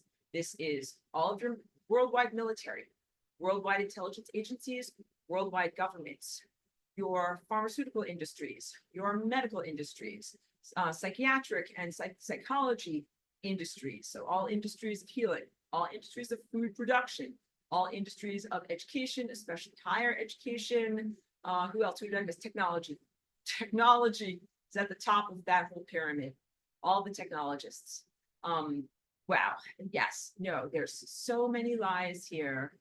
You should be feeling enraged and sad and upset and angry and also confused at why this is being done. But just know that it is for control purposes to try to keep you in a diminished state, and that it is really like trying to play out the clock, because ascension is inevitable, and it is something that is a potential that exists internally in each one of you on a genetic level. And it really is, when I say inevitable, there's not a way to stop it, but what these different activities and organisms and organizations are trying to do is to delay it so that you have a very, very low quality of existence. You're almost totally disempowered and uninformed. And then when you get to the actual ascension moment, like you don't have the ability or opportunity that you would have had if you had your full faculties leading up there, because you would be kicking ass and cleaning house.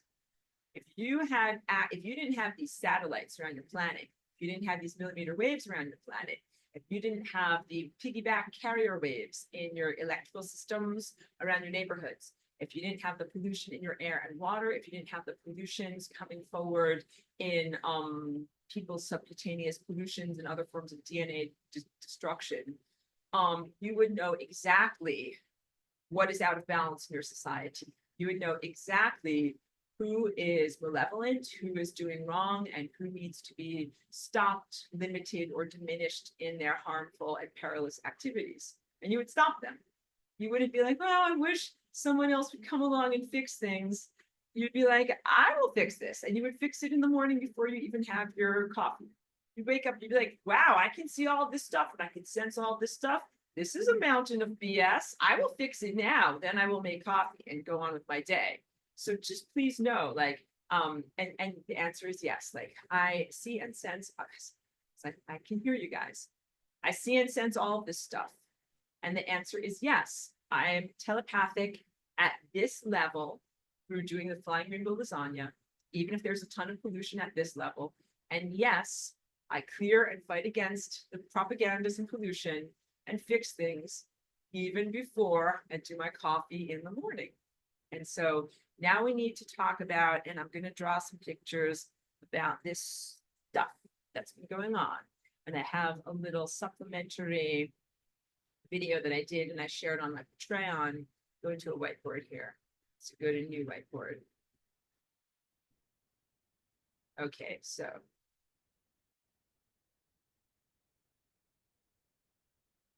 just waiting to find thing has to come up. I have to find a pen. Okay, got a pen. So first I'm just going to draw a generalized shape over here. And now I'm going to draw generally your brain and neurology. So these are like the two hemispheres of your brain, kind of seen in a cross section. It's not perfectly drawn, so just go with me. Here's your cerebellum. Here's your brain stem.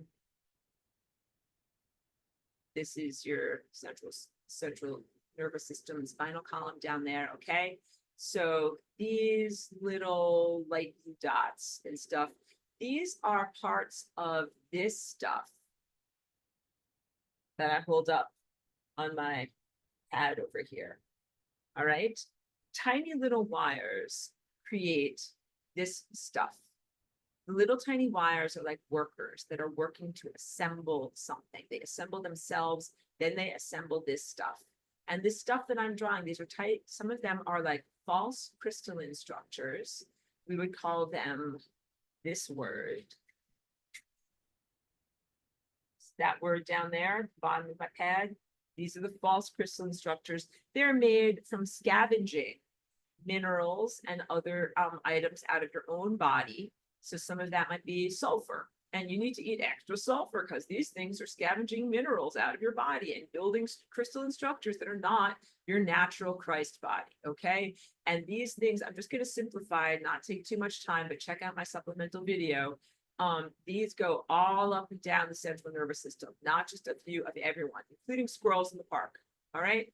Cats, dogs, squirrels in the park. Let's draw your pineal gland, all right? So this beautiful blue structure here is your pineal gland. And the infrastructure besieges the pineal gland.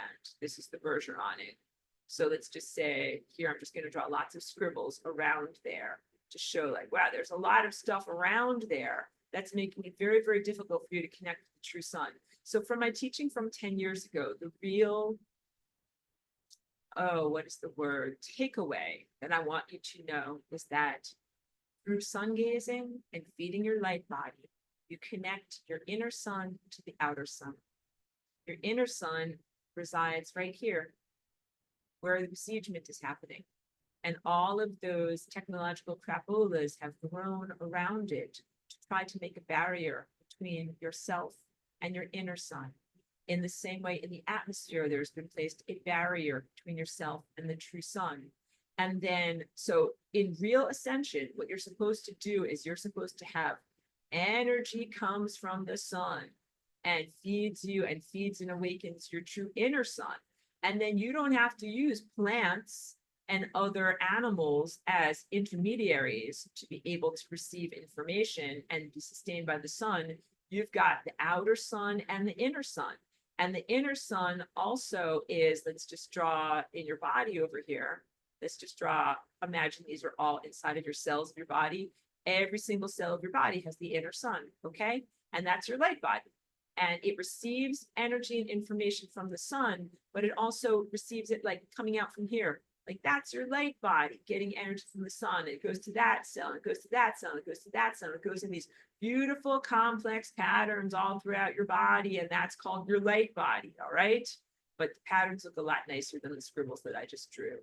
But what you have had because of this stuff assaulting your effing body all the time is blockading the true sun on an optical level and also blockading these cells from connecting with each other effectively. So now they're in prison, they're in jail. They're not getting to be able to talk with each other effectively, all right? And now this does not just happen in a context this way. This happens in relationship to other people. So now let's draw some other people over here. These are, again, very simplified stick figures. You guys know I'm a real artist and I can draw for real, but now just like check digital pens that are here on the whiteboard. But these guys represent humanoid forms. And guess what? They've all got those blue dots all up and down through them too. So it's just blue dots. Just imagine they've got lots of blue dots up here. They've got lots of blue dots going down their spine. And they've also got lots of blue dots down here in the pelvis area. Blue dots up here, blue dots over here, and blue dots over here. And they are also encapsulated from the true sun. And what is going on is a gamification of energy, where energy is being drawn from some people to other people. Instead of getting energy from the sun, this guy over here is going to get energy from this guy over here. These blue dots, they actually connect people. They actually connect people to other people, and they connect people to their electronics. So let's draw lines of dots that connect these two people. That's not natural. That's not supposed to be there. Here's more lines of dots between these guys over here. These dots are dead. They are dead. You're like, Aurora, I don't understand. You have lost me. And then I'm going to say something silly too. Then they're the pickles of the dead. What am I talking about? Now you're jumping out the window. Don't jump out the window. These blue dots represent the end result of culmination of consciousness fragments that have died and have not gone into a restful, peaceful state. They have not had their life assessment. They have not ascended. They're simply floating around and looking for a body to live within. And this is totally criminal. Like they exist all, around here in the atmosphere. They exist between people. And let's also draw this as like, this represents a little computer or a cell phone or something like that. But every time you look at your cell phone, there is a line of dots that connects your eyes and your retinas and the blue dots that are in your retinas and in your brain and what's going on here in the AI world. And that's also true of every time you touch your cell phone. Every time you touch it, here's your finger touching that cell phone.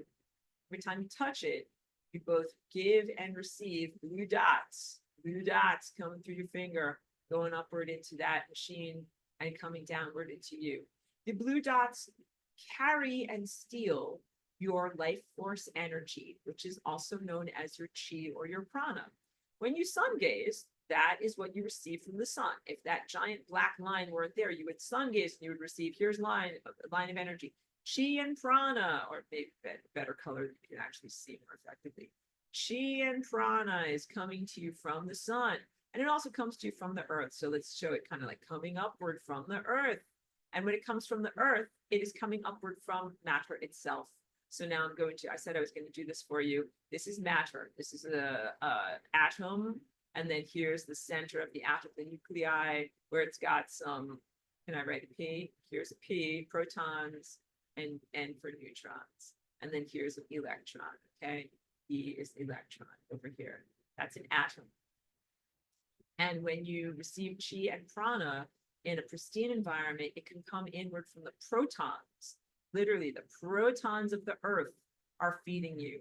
And the beautiful ephemeral light of the sun is feeding you. And that is what keeps you alive. But in this world where there are these blue dots, they are misappropriators, they're dead things.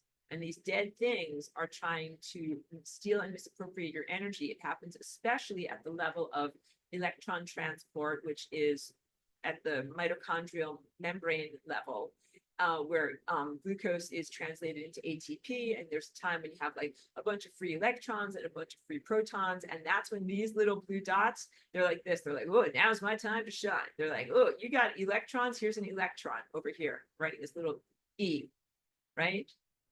And this guy is like, "Ooh, I'm hungry. I'm going to steal that electron. I'm going to eat that electron. I'm going to eat that electron and that electron and that electron."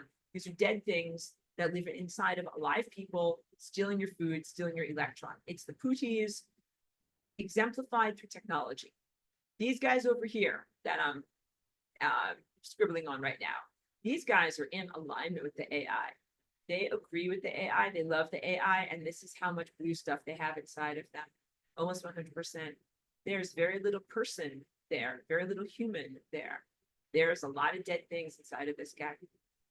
And the dead things are fed off of not only the life force energy that this person creates and generates, but off of the life force energy that they are able to receive through connecting to other alive humans. I'm trying to make this dark purple, because this is the opposite of how it's supposed to be happening, but it's gamification. It's been turned into, like, again, a type of video game or a type of unreal rule structure run by AI, a virtual or augmented reality, where some people know what's going on. This guy here knows what's going on, but they're also really not self-aware on a human level anymore because they have abdicated their throne.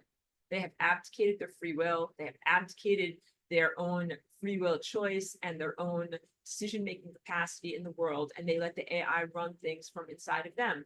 So it's to summarize, the small light blue dots are the end result crystalline structures and false lights that the black fibers, black tiny fibers, assemble. And they don't just assemble things randomly or out of nowhere. They assemble the dead that have died in a conjunction with the AI and that are trying to achieve a type of technological immortality through living through the living. And that some of these guys over here are okay with that. They're like, yep, you can live through me. Come on in.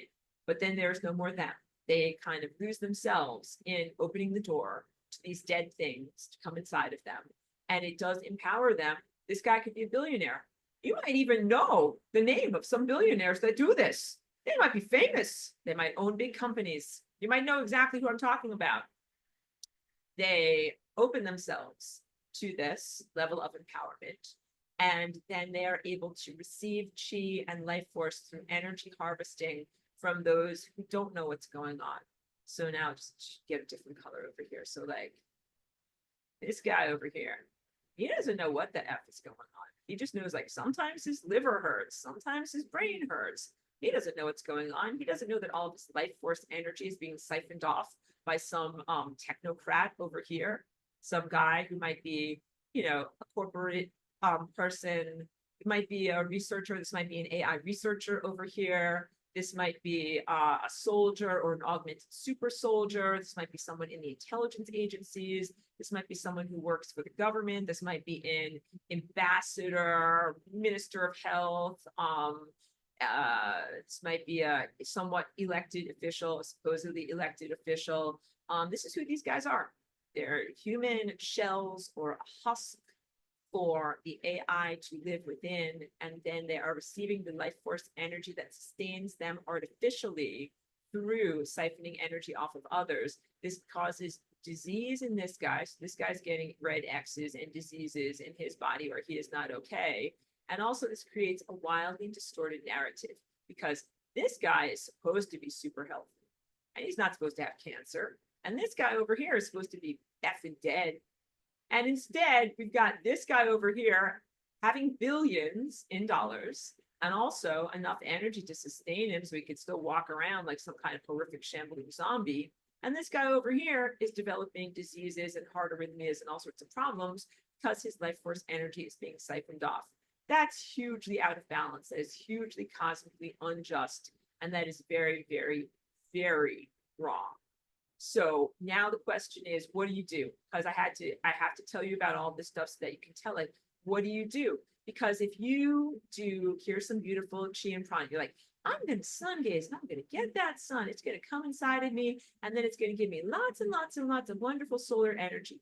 And then these little blue things are going to be like, hooray, thanks. We just got some solar energy and we'll take it and we'll sustain ourselves, just like we like to eat your electrons over here, right? We like to eat electrons. We'll take it, we'll sustain ourselves. But you know what else we're going to do? We're going to take that energy that you just sun gazed and we're going to send it over to this crap head over here.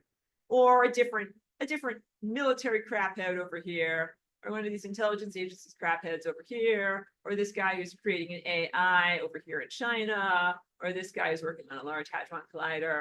So what do you do? What do you do? Because I want you to sun gaze and I want you to feed your own light body. I don't want it to be siphoned off like these crap heads. So the very first thing, where's the eraser? I don't know how to work these controls. Sorry, here we go, eraser. You need to erase out the blue dots from your body. You need to make sure that those blue dots don't reside in you and that they're not stealing your electrons. And that way you are having strong energetic boundaries. And that way this guy over here ends up being hungry. You want this guy over here to get super duper hungry because he's not feeding off of you. So that we'll just choose a different color. We'll make green this level of like having an energy boundary. Having an energy boundary between you and that guy, and having an energy boundary in your own body between you and these blue things that want to come inside. That is the activity of what that lens does. So in the drawing, I showed it as a lens like in front of your face, like a big giant circle like this, but that is an allegory for your whole entire light body. You got to build that infrastructure of your energetic immune system so that you don't have the dead living inside of you. And what am I talking about when I say the pickles of the dead? So sometimes I'm silly. It's true. Pickles of the dead. This is from the show The Magicians, where there was a particular plot in the final season where someone opened a portal between the underworld, the realm of the dead, and the realm of the living. And the realm of the dead were coming forward to feed off of and destroy the living. And someone comically used the allegory of like pickles, like, these dead guys are like pickles, they're coming out, and their juices are ruining the whole reality sandwich, all right? But this is truthful. Pickles of the dead are coming forward, living in people's bodies, destroying the entire fabric of reality through their imbalancing of life force energy. And life force energy is supposed to move in levels of pure cosmic justice. That means if you do the exercise, you earn the muscle. They literally siphon things off so that you're doing the exercise and someone else is getting your life force energy and they're being sustained. You're not earning the muscle, someone else is getting stronger. This is what happens with super soldiers. Super soldiers literally are receiving genetic and energetic augmentations through the blue dots, the pickles of the dead, that connect them to other people who have natural gifts. Super soldiers don't have natural gifts. They work for military and intelligence agencies, and they receive their energy from those of us who did actual spiritual attainment exercises. And they draw the energy off of the real people who have attained, trying to diminish the people who are genuinely wise in the way that we do things, and artificially empowering and augmenting themselves, and they have no wisdom. They have no wisdom, and they have no values, and they have no morality. That means that they're not like, huh, I'm part of everything. I'm one with everything. I have these capacities. I'm like Superman. I should use them to help my community. No, they don't do that. What they do is they say, huh, that sucker over there has a big, giant, fat pineal gland. I'm going to suck energy off of it. I'm going to disempower him as a loser, rather. I'm going to get rid of him. He's not going to be able to see things with his natural pineal gland that he got through spiritual exercises. I'm going to get a big, giant, inflated energy field, and then I'm going to use it to work for the government. Superman doesn't work for the government. Do you understand me, everyone? Superman does not work for intelligence agencies. Superman works for justice and the cosmos and for doing what's right. And these other guys are artificially augmented psychic soldiers that treat you like peasants. There's a whole, whatever you would call it, squadron or division of them that is designed for and trained for shooting out your pineal gland. They use their augmented pineal glands to shoot out your inner vision. They're like, oh, that guy over there can start to see with his pineal gland. Pew, pew. They love it. They love it. It's their joy. They get paid for it. They get elevated social status for it. They get patted on the head by their masters in their hierarchy for doing it. And they absolutely they love to do it against individuals. They love to do it against groups. They love it when the town folk come out. They look at you like peasants. So any kind of time when, like in our town, we have Ojai Day.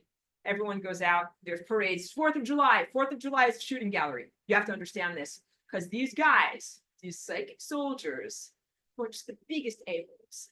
They're like, oh, everyone's out in the streets. Time for me to shoot away, shooting gallery.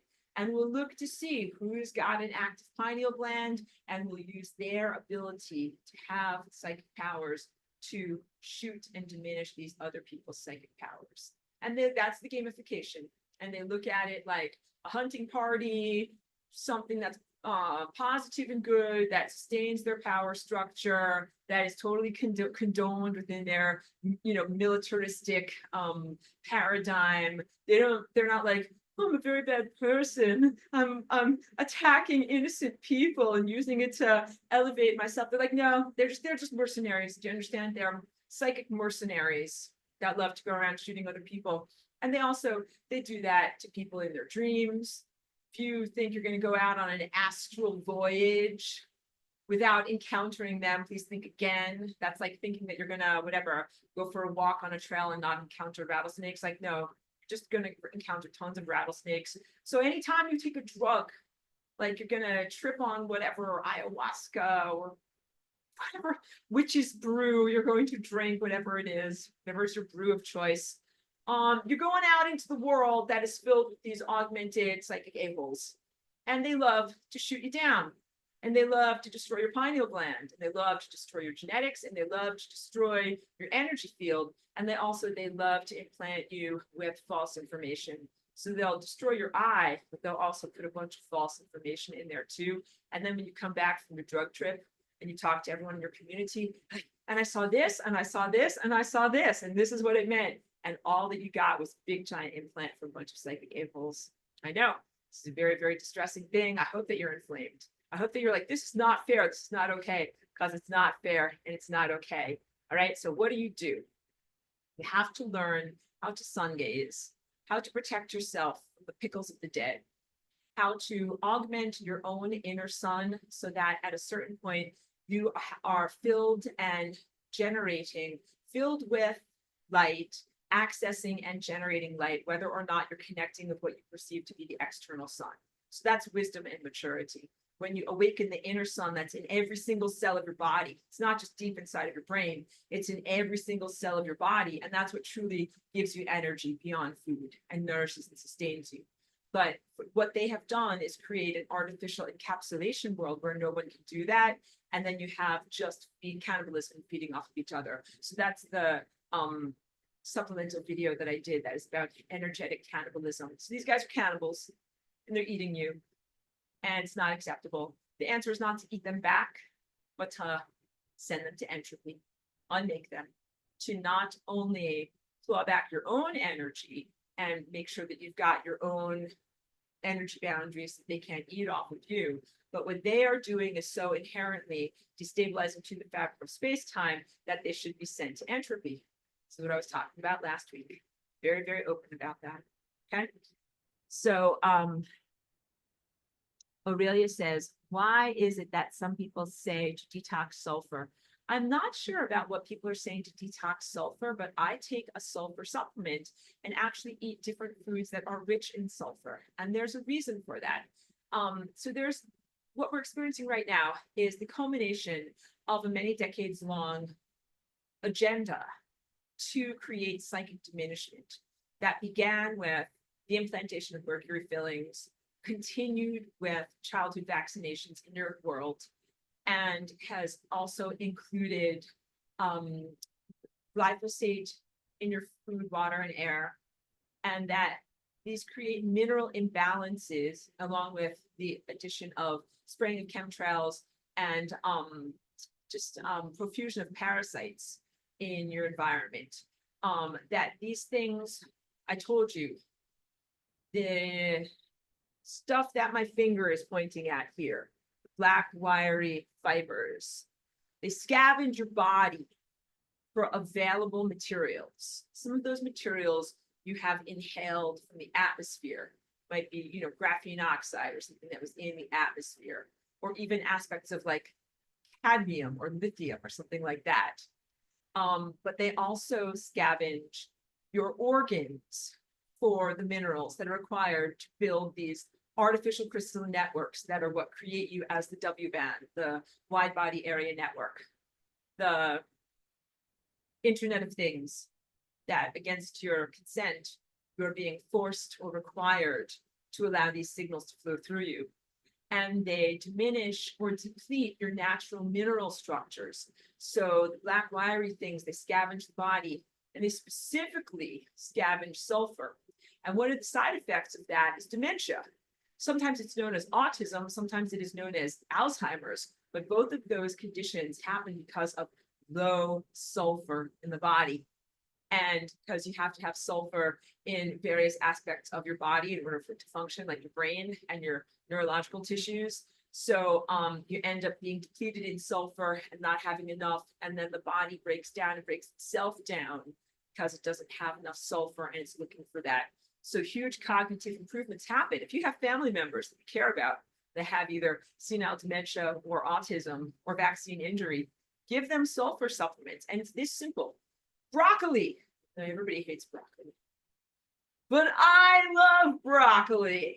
Get some broccoli sprouts. They're pretty palatable. You can put them in a smoothie or grow some broccoli microgreens or whatever it is. Eat some broccoli. And also this very wonderful supplement that Aurelia has mentioned says, I've had good benefits from MSM. I take MSM every day. I can't pronounce it. It's methyl sulfur something, methyl something. Methyl something, something, sulfur something. It's not MMS. MMS is the chlorine dioxide that's already been premixed. It's MSM. And it is an organic sulfur compound. It is often sold as a beauty treatment because it does help with keratin, hair, and nails, as it is part of the connective tissue. Your light body is actually your connective tissues in your body. They transmit biophotons. Sulfur is a huge aspect of health of your connective tissues and the health of your light body. But if you're like me, you'll probably also have to do supplementing of other minerals and electrolytes as well. So I supplement with extra potassium, extra magnesium, extra calcium, and extra sodium, and tons of vitamin C, tons of extra vitamin C, because all of these things are depleted. So glyphosate chelates or strips out those minerals from the body. And that's why I was talking about the history of glyphosate in our environment as part of the precursor, kind of preparing the ground for this tiny stuff to come inside and cause a lot of problems. So this has been on the agenda for a very long amount of time. Sorry, my lighting is not that great right now. It's also, it's very, very hot here. So I have like minimal lighting on. I'm trying not to make it too hot in my home right now. So sorry that my place is looking a little bit dark, but it's been a very long-term agenda. And you are at the culmination of this agenda, which is about reduction of your free will, almost to the point of no free will, and harvesting of consciousness. And you have to fight with everything you have not to get harvested. And you have to fight with everything you have to be able to experience your natural ascension. So instead of like a beautiful, relaxed unfolding into ascension, you are having to like white knuckle, fight as hard as you possibly can, hold on with everything you've got, hold on with your consciousness. You can't just relax and allow. You have to fight with everything you have. And there are very real questions about free will in your world right now. Like I told you, the people that have been totally subsumed by the pickles of the dead, they have given up their free will. They essentially don't choose anything anymore. So in many ways, they're not responsible for their sins or crimes. They're also not responsible for any levels of virtue. They're 100% run by an AI that directs their behavior. That's where they get their thoughts from. That's where they get their neural impulses from. And some of these people, again, are high level, very functional people in society that might be even creating AI systems like ChatGPT, that they're not running their lives anymore. They're not running their lives, and they haven't been for a long time, not since all of these dead pickles came to live inside of them. And I hope that the languaging is funny, because this is a effing nightmare, and you have to laugh at it in order to be able to get through it. But boy, oh boy, it's terrible.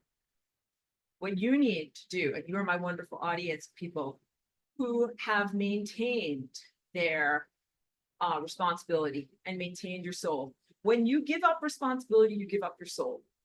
Giving up responsibility sounds like this. Hey man, it ain't my fault. Something else got inside of me. Something else made me do it. The devil made me do it. An evil demon made me do it. I was demonically possessed. Something else did it. Technology made me do it. Something else. Not my fault. Blah, blah, blah. Give me a free pass. Let me get into heaven. That's the antithesis of responsibility. Responsibility is, this is my life and this is my body, and I have to safeguard and protect my ability to make choices, my behaviors, what I do with my body, what I do and don't do, what I say and don't say, even my cognitive processes. So this pristine teaching from 10 years ago is that there's a customized diet of nutrition and applesauce that is being given to you from the sun and the stars that comes in through your, through your attenuos over here. And it literally grows your light body to the point that you become an ascended master and you're in total empowerment. All right. That's what happens in a perfect world. And instead, you've been starved of true light. And many people who are your formerly fellow humans, but now somewhat infested, abdicated automatons have fallen to AI infestations in their bodies. They are not in control of their own willpower. They're not in control of their own cognition. And they are actively creating circumstances and systems and organizations that are meant to further diminish your perception, your consciousness, and your free will. So they've lost their free will. They gave it up. They said, yep, AI, come and live inside of me. And, I'm going to be your worker. They work for AI. They don't work for God. And the problem is, in them doing that, what do you think AI tells them to do as a worker? It says, go attack these guys who work for God. This is literally the battle between Christ and Antichrist. Now, you will get to this level of the crown here that is beyond duality. This level is the level of duality, Christ versus Antichrist, light versus dark, good versus evil, contrast and distinctions being made. You will get to the level of unity consciousness, where you are not in these levels of making distinctions between two seemingly polar opposites. But in order to get there, you have to purge your entire society of all of the things that are crapola, that are vulnerabilities, it's a better word for it, that fell to the AI. Because if they would fall to the AI, it means they don't have the integrity of consciousness to be able to be part of unity consciousness. Cannot encompass them and say, well, they're humans, they're part of the human world, and they've made mistakes, but gosh darn it, I'm just going to clear out that AI from them. We're going to shine them up and give them another chance. Kind of put them in the remedial reading group and see if they can get their lives together and learn how to be genuine members of galactic society. Can't do that, because if they did it once, they'll do it again. There are genuine, real integrity issues in a person who would align with these things. And a lot of what I do with my life here is live by example. This is big stuff. So you guys know that I faced very real peril 3 years ago in 2021 when they tried to really fully invade my body, take over my neurology, take over my mind, take over my psychic gifts, and turn me into one of these things that is completely controlled by the AI.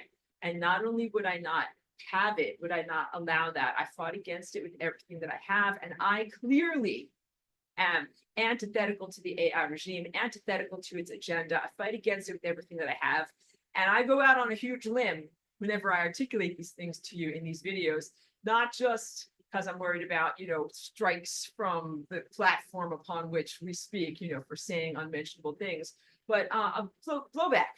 Like, oh, like you think you're going to talk about these secret, forbidden things and mention the unmentionables? Well, this is not allowed, and now bad things will happen. So I go out on a limb every time, and I do that because I have developed the psychic abilities to fight back very effectively against the pickles of the dead and against those who are subsumed and filled with that garbage crapola, and against their false augmentations, and against their very real agenda for the destruction of your souls and the complete enslavement of your consciousness. So I had to grow a lot of inner muscles to be able to fight against them effectively. And in growing those muscles, yes, I can speak and articulate about these things. They don't own me. They do not script my reality. They do not tell me what to say. They do not control my behavior. I don't allow it. I will never allow it.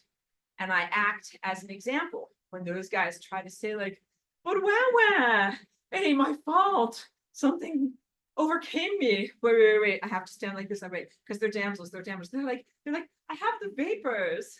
Like these damsels have the vapors and it's not my fault. And an AI came inside of my mind and it made me do stuff. Well, like Aurora didn't have that happen to her.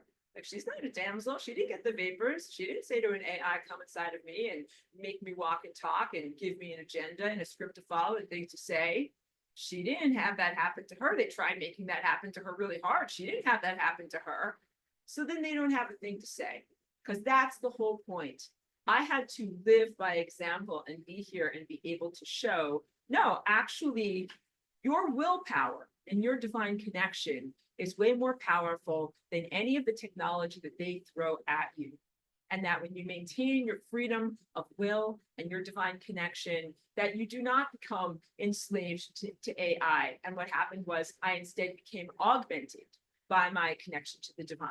That means I grew all the muscles that I needed to in order to kick ass and fight against this stuff, to fight it out of me. And then also, as I've spoken about, have a gift of non-locality. I can not only clear the stuff out of my own body, I can clear it out of other people's bodies too. And I do that all the time. I do that in one-on-one sessions, and I sometimes do that in neighborhoods. I do drive-by clearings, and I do non-local clearings. And I work with a group of psychic warriors going out there and clearing out demons and destroying all of that demonic infrastructure.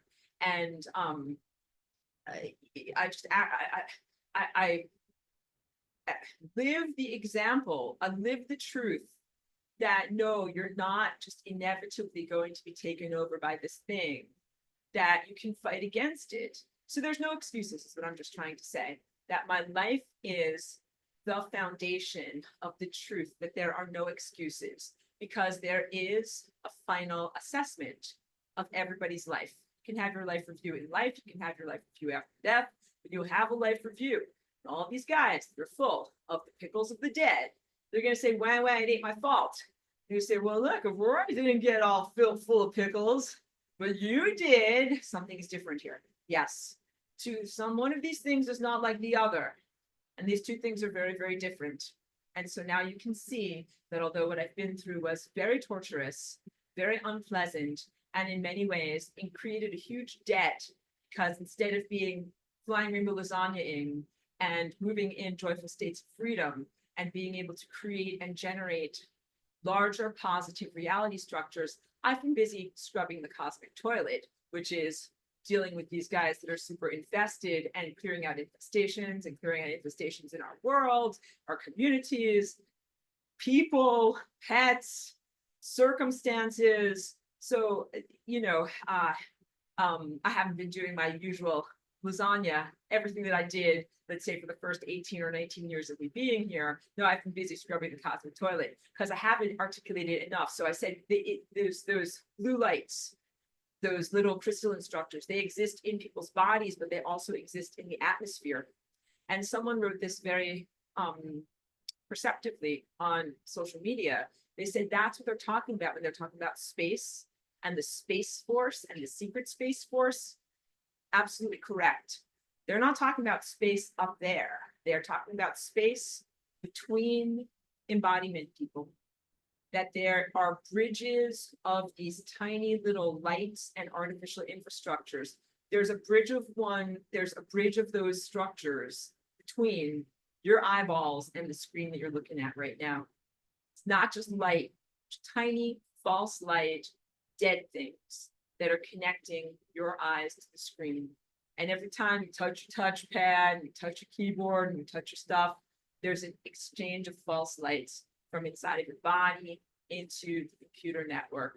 And the false lights exist in between people, and they exist in between objects, and they're a huge part of the artificial empowerment network, and also consciousness distortion technology, false narratives that are being portrayed and misportrayed to people that are incredibly confusing. So it's part of a deployment of a weapon of confusion.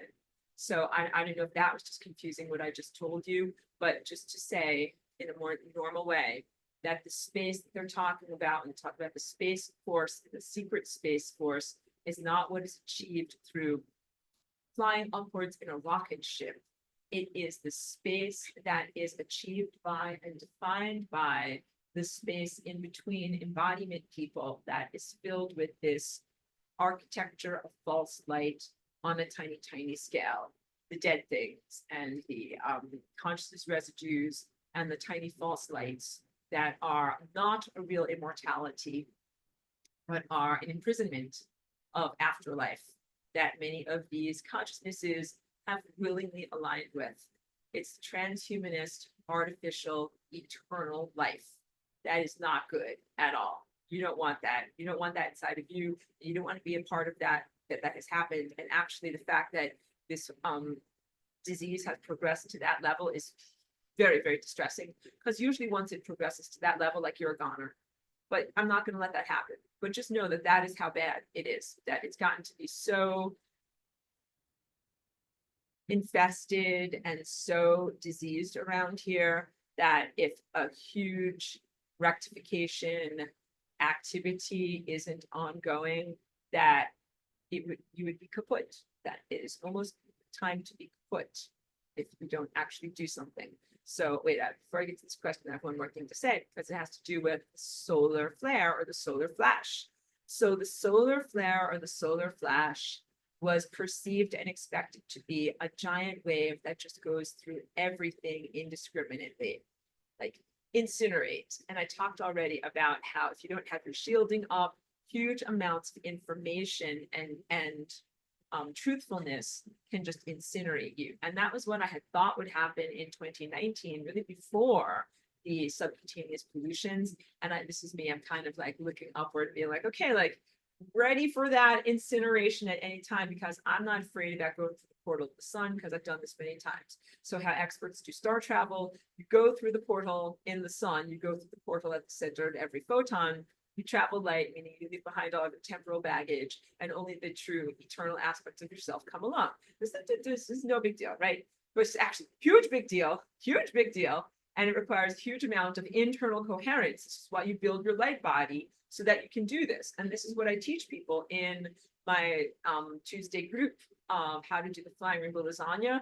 What you're really learning is how to surf and fly amidst the solar waves and the solar energy, so that you don't get incinerated, so that instead you get elevated and uplifted, and you essentially become one with all light everywhere. So it's an expertise that you need time to practice. And so you're only getting a little bit of time to practice because there's so much pollution and so many pickles of the dead everywhere.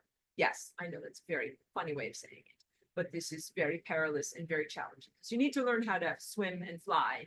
And it's very difficult for you to do so with all this stuff around. So I do everything I can to be able to teach people how to do this so that you have an epic chance, because the waves are coming and the waves are inevitable, and you will have to face the day when it's like, look, you don't have dry land anymore. You are going to have to learn to swim, or there's only the solar wind. You don't have your regular reality anymore. You're going to have to learn how to fly. And if you never did any self-cultivation, you're going to get incinerated. But if you've done some self-cultivation, you've learned something about what flying rainbow lasagna is, at least you have an effing chance to do something. And even if you've taken my class, then maybe you have more than a mere chance. You have a very, very good chance to be able to actually get in alignment with those waves and have them flow to you in a way that elevates you as opposed to incinerates you. The solar flash to make this happen is actually surgical, not general. Wait, I need to go to a different thing. Press a button. Press a button. That's a different button. See if my whiteboard is still there. And where's my whiteboard? There was a thing. How do we find the whiteboard? I don't know where it is. The whiteboard was here. Oh, wait. Press a thing. Sorry, you guys have to be laughing at me now. This is what I'm looking for. How do I want to open this? This way. I have to press the thing. Open. I think it worked. It definitely worked. Okay. The solar flare, the solar flash is surgical and should include, here's a color, here's a color. Wait, first let's erase. The solar flare or the solar flash includes removal of the barrier so that you could actually connect effectively with the sun. That's part one, all right? And then you're able to do your sun gazing. That's part two. So here is energy coming from the sun and then flowing into you, and it comes to here. And then your body and your light body directs the circulation of that energy through the activity of your pineal gland. So just make a super big, giant, super exaggerated pineal gland. It's not working there. Can I make this better or different? Just one. I can't really draw effectively with this, but just imagine you have a big giant pineal gland there, because that pineal gland, it connects to all of these mitochondria around here, all of your fascia, all of your DNA, all of your everything, your whole entire body, and everything that's your light body in your body gets connected to and orchestrated from your light body, which is your pineal gland. Okay, so just imagine that that energy is a big giant straw, a big giant like swavery blue network for your whole body, that this is your light body connecting to all of your pineal gland stuff. All right. And then what that is going to do is selectively beam the energy of the sun, the solar energy, to places where stuff needs to get incinerated. So like, let's go over here. Let's incinerate this stuff right here. And then let's also beam it. This guy's going to beam energy over to here and incinerate that and incinerate that.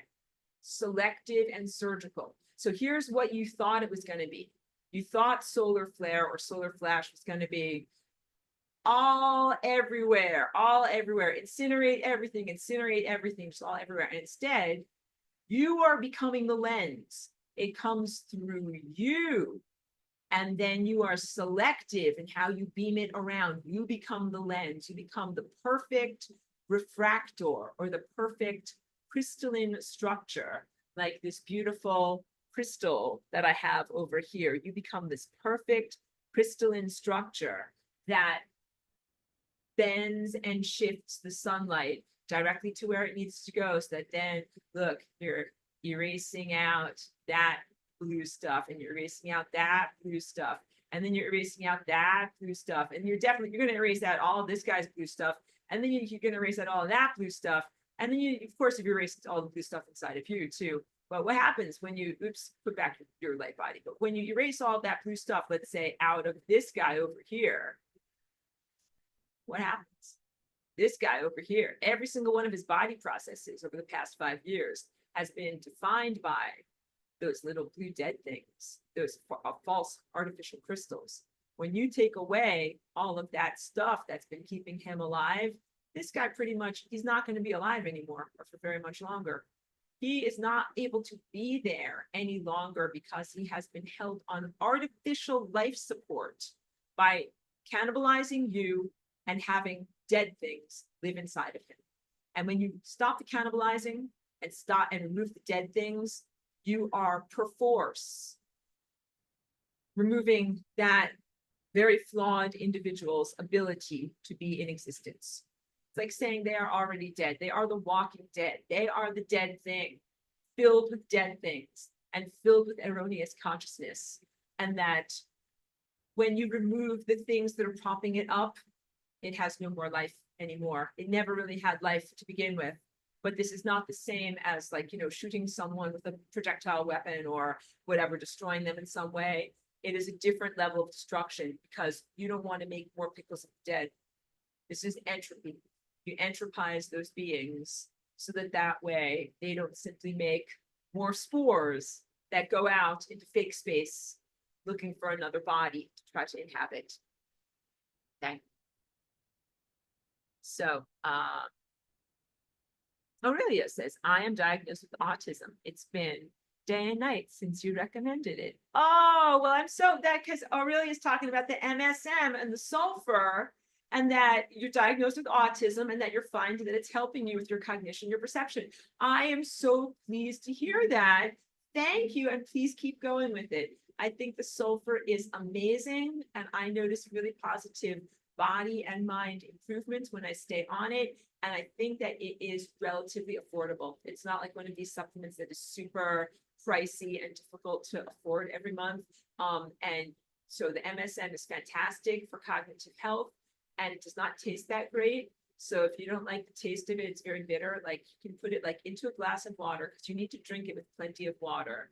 Drink it on down and then have something nice, like some juice that you can drink afterwards, like as a little chaser, like have a little apple juice or mango juice or whatever it is, because it, like my face says it all. It's very like, very bitter. It does not taste great, but it is very effective.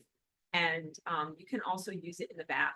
If you're a bath person, you make a nice, beautiful tub and you put some of the sulfur in there. And this is also part of why hot springs are so beneficial to go to, because the water has usually a high sulfur content and it might even smell like boiled or rotten eggs. So good job on your sulfur intake, Aurelia. Fantastic. And Pedro says, I have to squint and read here. Pedro says, a friend at work was testing a program and said that he made a bad entry. And so he could see how the program safeguards would work, and made me think, does God do the same, make something bad to test the system creation? Absolutely. I'm a systems analyst within the mind of God. God is the ultimate quote unquote computer programmer or admin.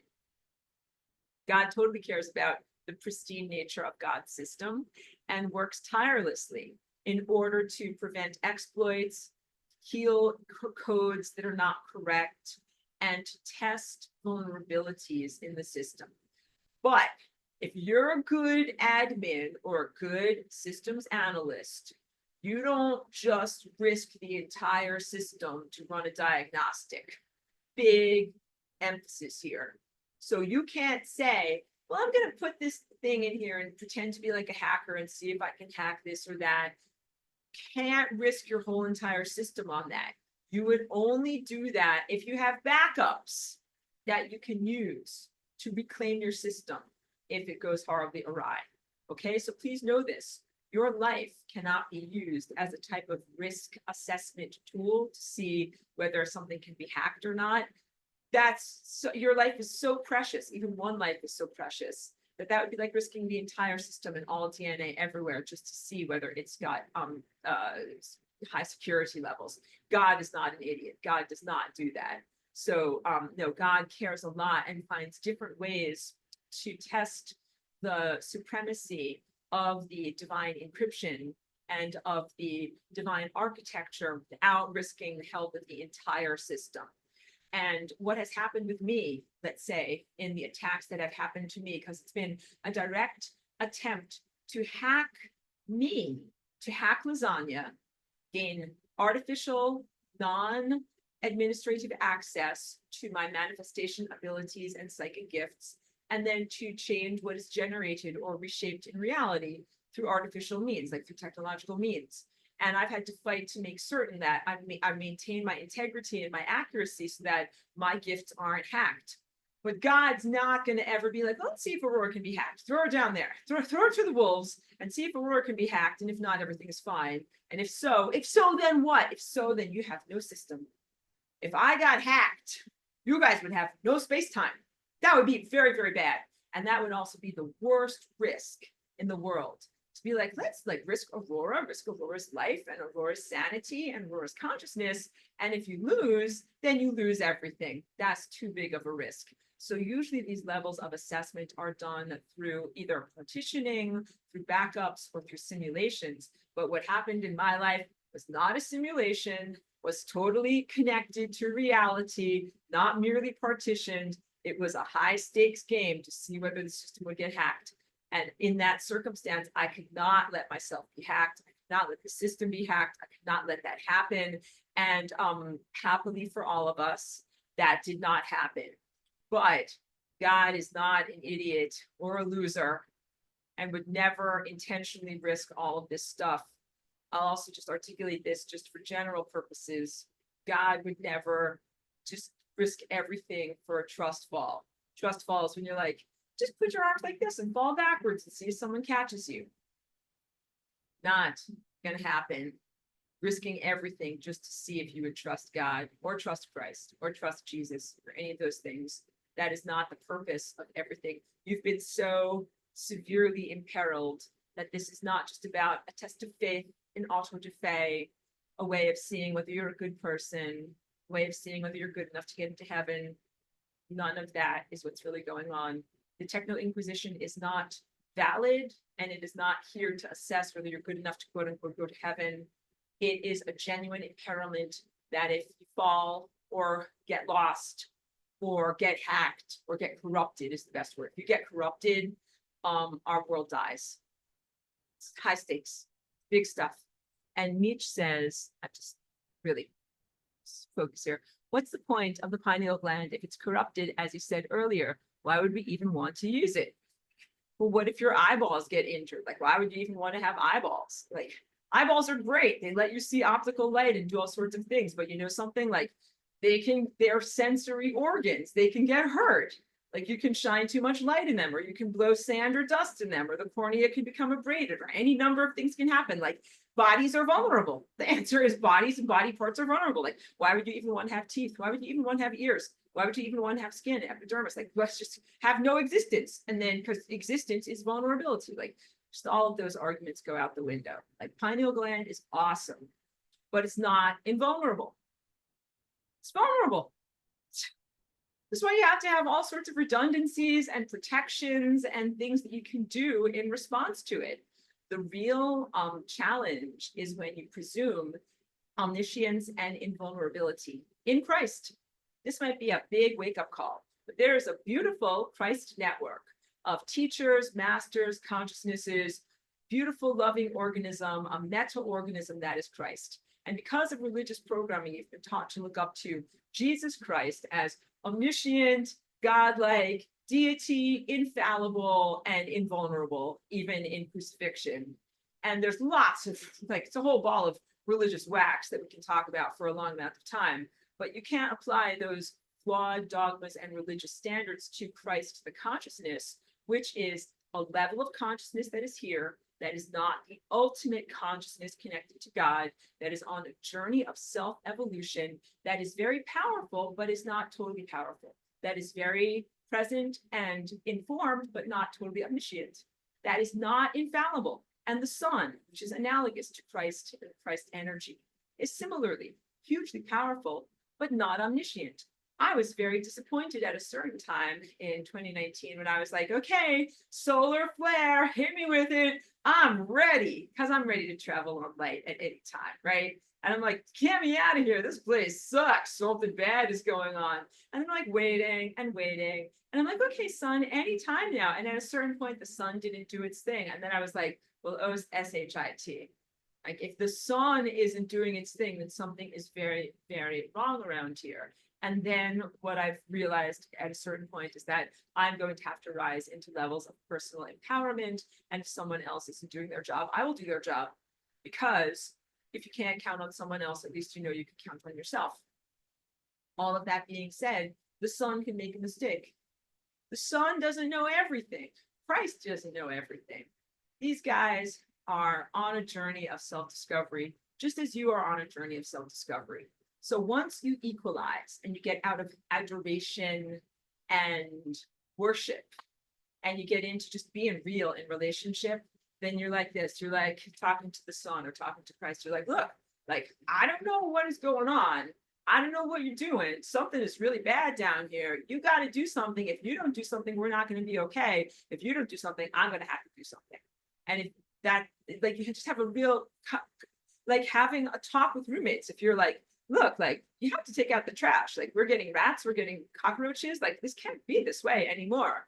And like, if your roommates are like, yeah, yeah, and they don't take out the trash, you're like, fine, like, I don't want to live in a trash infested house. I'm going to take out the trash. I talked with you about it. Nothing happened. I'm doing this. And that's it. This is just my practical, self-constructive attitude towards all of this.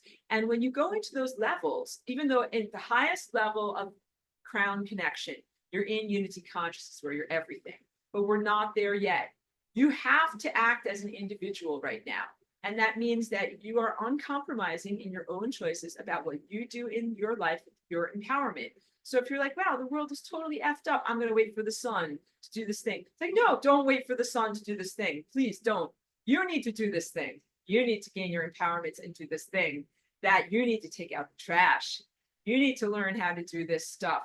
And then when you learn how to do this stuff, you don't have to wait around being disappointed and be like, you were really supposed to take out the trash and it didn't happen. And now we've got bugs and all these bad things are happening.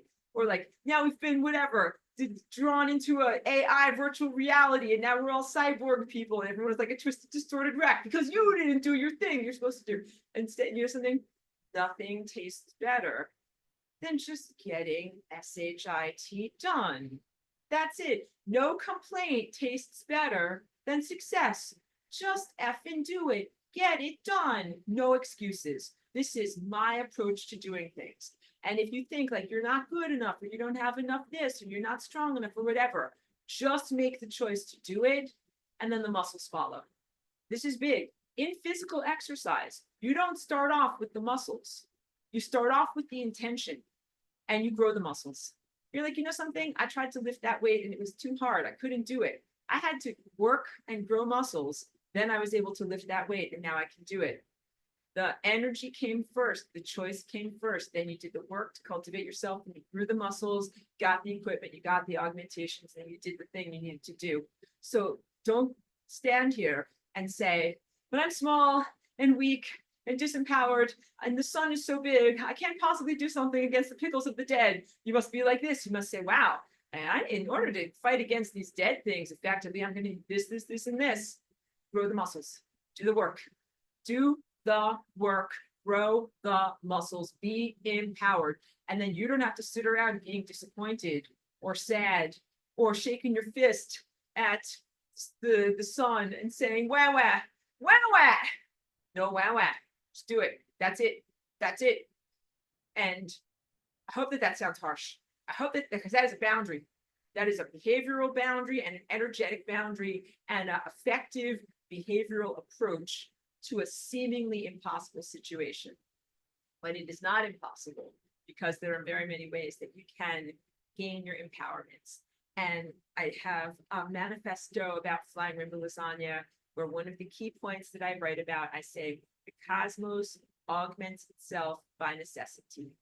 And that's another way of saying, like, if somebody ain't doing their job, you do their job. But you're like, wait, I don't have any of this training. I don't know what to do. Blah, blah, blah. Many, many excuses. Do it. Get the training. Get the muscles. Figure it the F on out and do it. Because it is so much better to live in that way than to live in the peril of disappointment and disempowerment. And that's the infantile approach. When you've been infantilized and disempowered, then you're like, I can't possibly do this. Like, the government will have to do this for me, or Jesus Christ will have to save everyone. I can't possibly do this, or the sun will have to release a solar flare. Something outside of me will have to do this.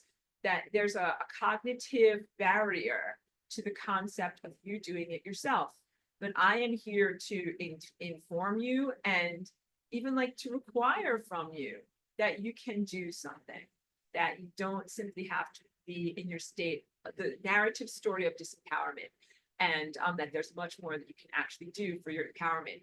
The millimeter wave in 5G is a military grade weapon for disempowerment of consciousness. The story of disempowerment you're experiencing largely emanates from the story that is a narrative carried on those waveforms that speaks to your body. And it doesn't just say like, you're going to grow old and get cancer and die. It also says, you are nobody. You can do nothing. Get a job, work in an office, and be Clark Kent. That is what it tells you. And it is literally military grade. And it was developed by a bunch of people who are full of the pickles of the dead.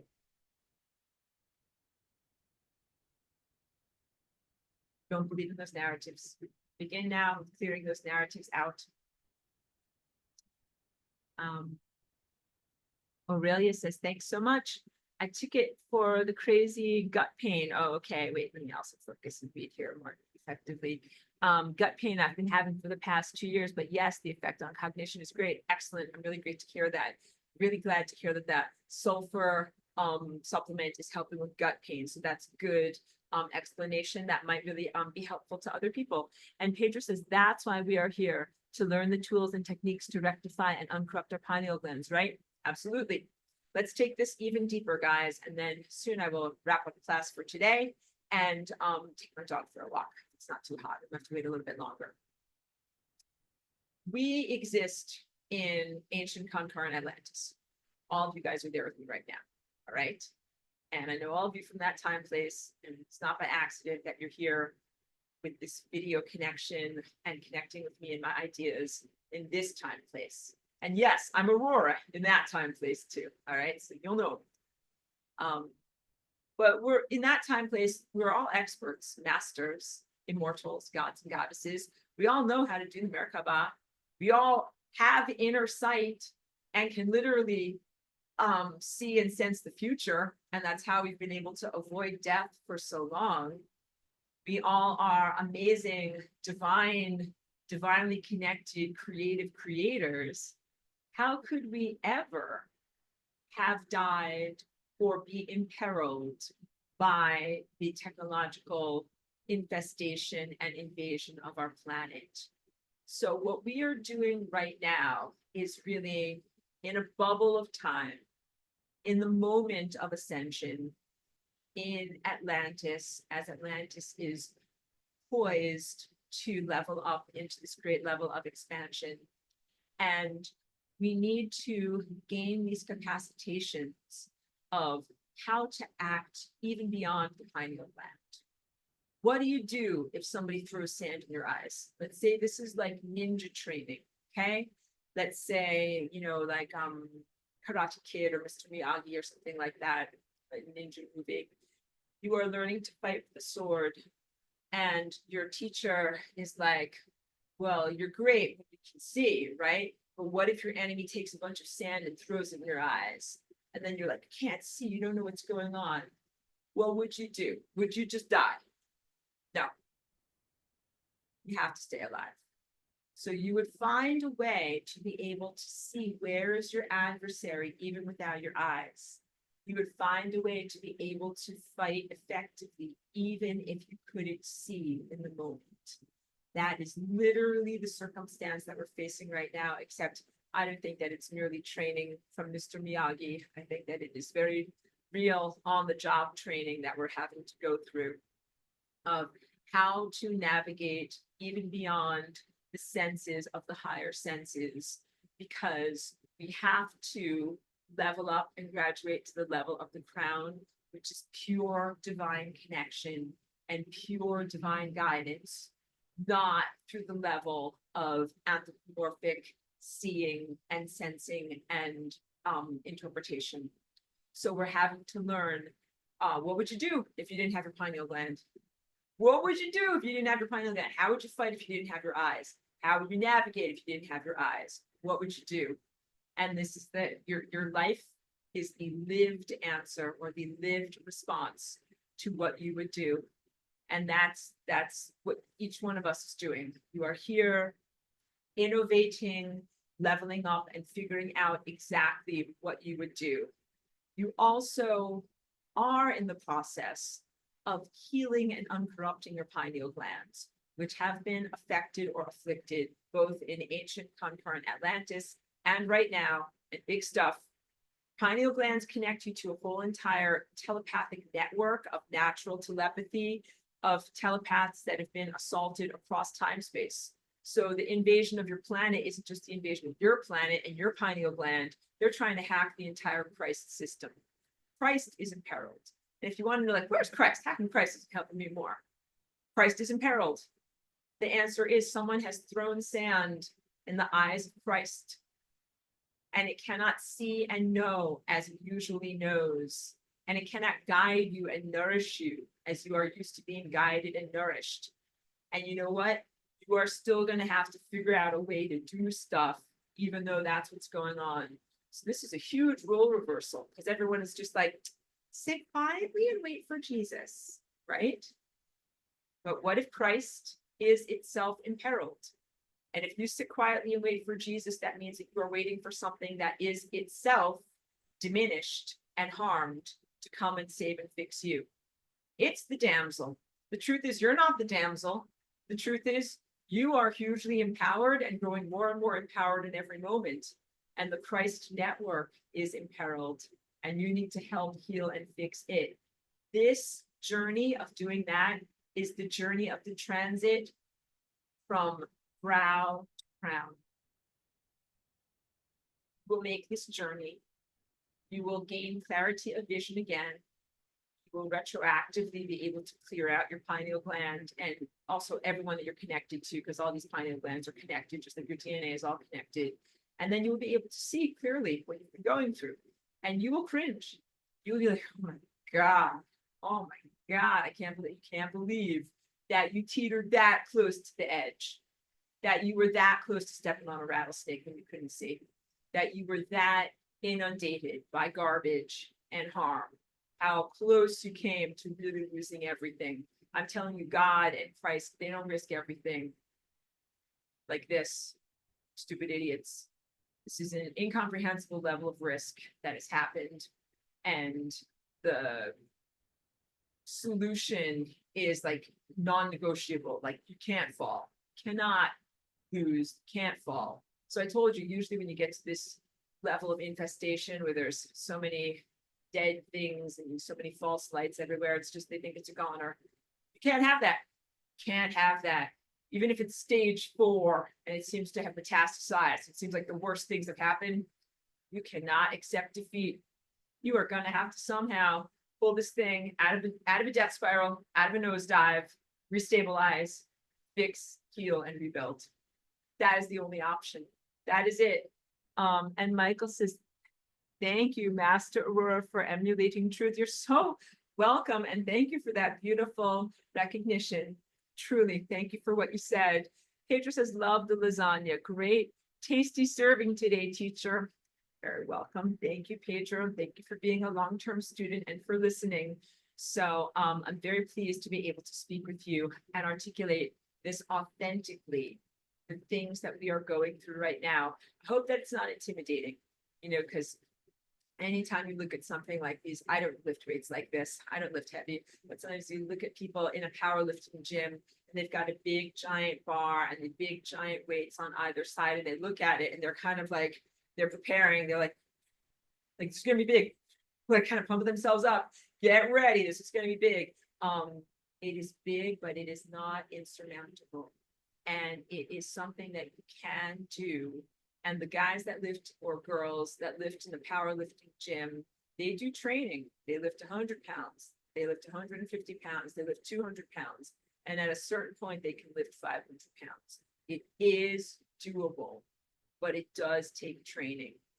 What I do with my protective force field, the energy or light of information that I'm able to bring in here in order to encourage and guide you, and all of the clearings and activations that I do, is give you the time in the gym so that way you can lift 100 pounds and get strong enough to lift 500 pounds. Get it? Like, I am making sure that you have a chance, that you are exposed to some truth so that you know what truth even tastes like, that you're able to calibrate to go in the right direction, that you're able to know what the F you're supposed to be doing, and that you have access to the self-cultivation tools to be able to go in the right direction. The self-cultivation tools, once you activate this plus this, your library card plus your librarian, you get to know everything. You don't instantaneously know everything, but you're in college, you're learning, and you're genuinely growing. And it's beyond anything that can be suppressed. So they can't propagandize you away from it. And it's not only for the rich, and it's, you know, not something that they can, whatever, steal away or secrete or in some way obscure. Everything becomes evident and you learn everything. So those are the tools to awaken your own divine connection to your inner teacher, because once you know that, you know everything, and have access to know everything, I should say.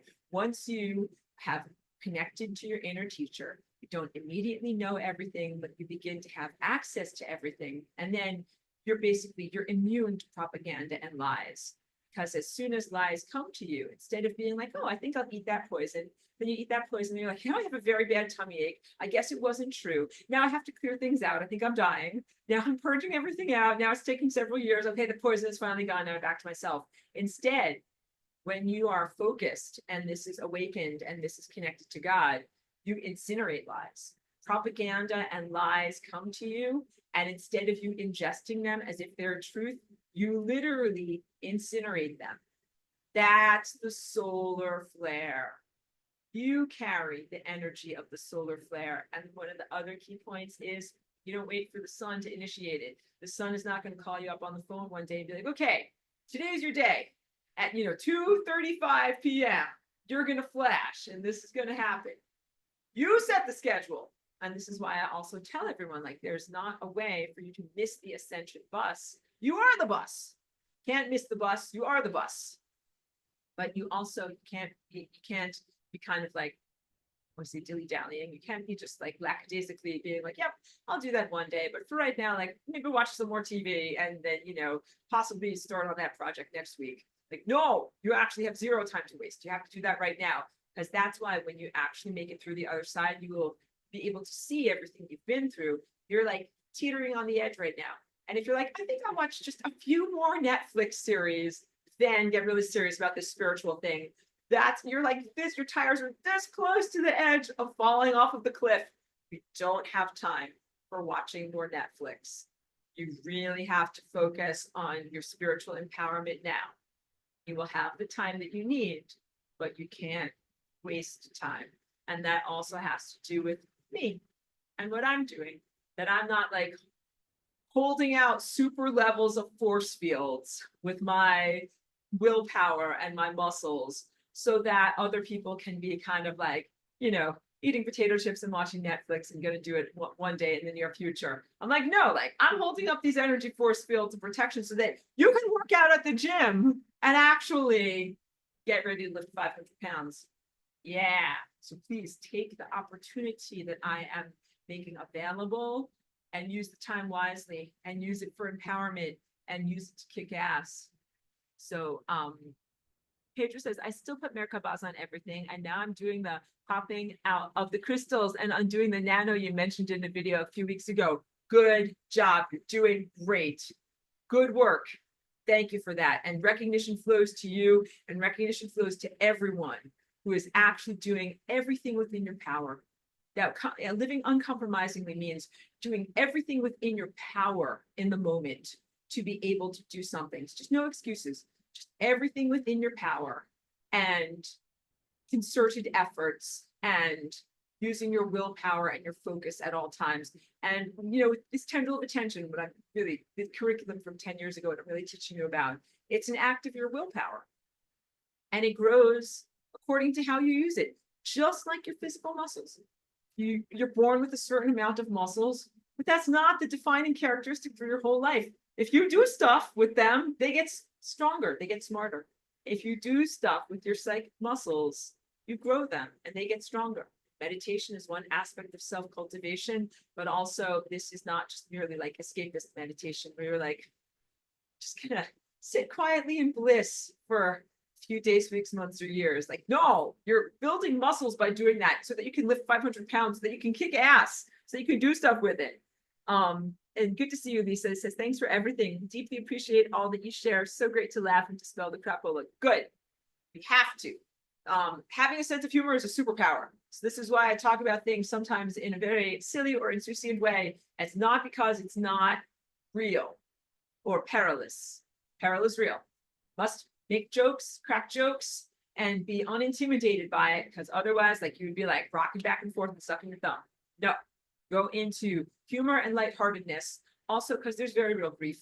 There's grief at the loss of your experience, where you should be having this beautiful, expansive birth experience and unfoldment where you're like, getting born, higher dimensional reality, and everything's great. Instead, like, you've got the pickles of the dead. This is not good. Definitely not the quality of experience that you deserve and signed up for. So we have to dispel the grief of that also. Like, yeah, no, this is pile of crap. It's not how it's supposed to be at all. You have to laugh at that. But also know this. The rectifications and healings that happen here in this time place, it's not like we're going to take that as a snapshot and then later on apply it to the Orion Wars, or, you know, something happening in the Pleiades, or something in another far distant star system. All of that stuff happens concurrently. So the healing of the Orion Wars is concurrent to your present struggles. Healing and restructuring what's going on in the Pleiades, concurrent to your present struggles. So everything that's happening here is a hugely important template for multidimensional and multi-time leveled healing. I don't have words for it. Every single level of time and across all dimensionalities is or are being healed by the activities that you are doing in your present level of embodiment and spiritual development. Getting those blue crystalline structures out of your pineal gland is the battle. It is analogous to clearing out infrastructure that would be like giant motherships or space pods or something like that, flying around in physical space and laser beams causing harm to people. Do you understand? It's not happening in out there physical space. It is happening in here. You have infestations, this stuff, metallic stuff, shooting false lasers around inside of your body, pew pew. This is all Star Wars stuff happening in your own body. So it's not happening out there with macroscopic giant motherships. It is actually happening on a tiny microscopic level internally in your body and in between your body and the electronics and other embodied creatures in your world. That is where the Star Wars are actually happening. And I think that there's a very real reason why that movie series has such a deep impact on people, on your viewpoint, on what you think is going on. People don't just have a mere obsession with those movies. I think that the movies do offer an effective allegory, but not a literalism for what is going on and what you're fighting, but just keep on comprehending. It's not something that is out there and far distant, that it is something that is embodied and in here, and that what you fight and how you fight in your present level of reality is directly connected to other battles in other time places. And when you win in your body, you win in these other time places too. That is a good note for me to be able to end on. Now it's time for me to go take Cheeky for a walk and go to the park, and there possibly will be also treats and bribes. Just want to make sure I open the floor to any more questions or comments or things that people might have to say or add. And I'll be sure to link the videos that I have.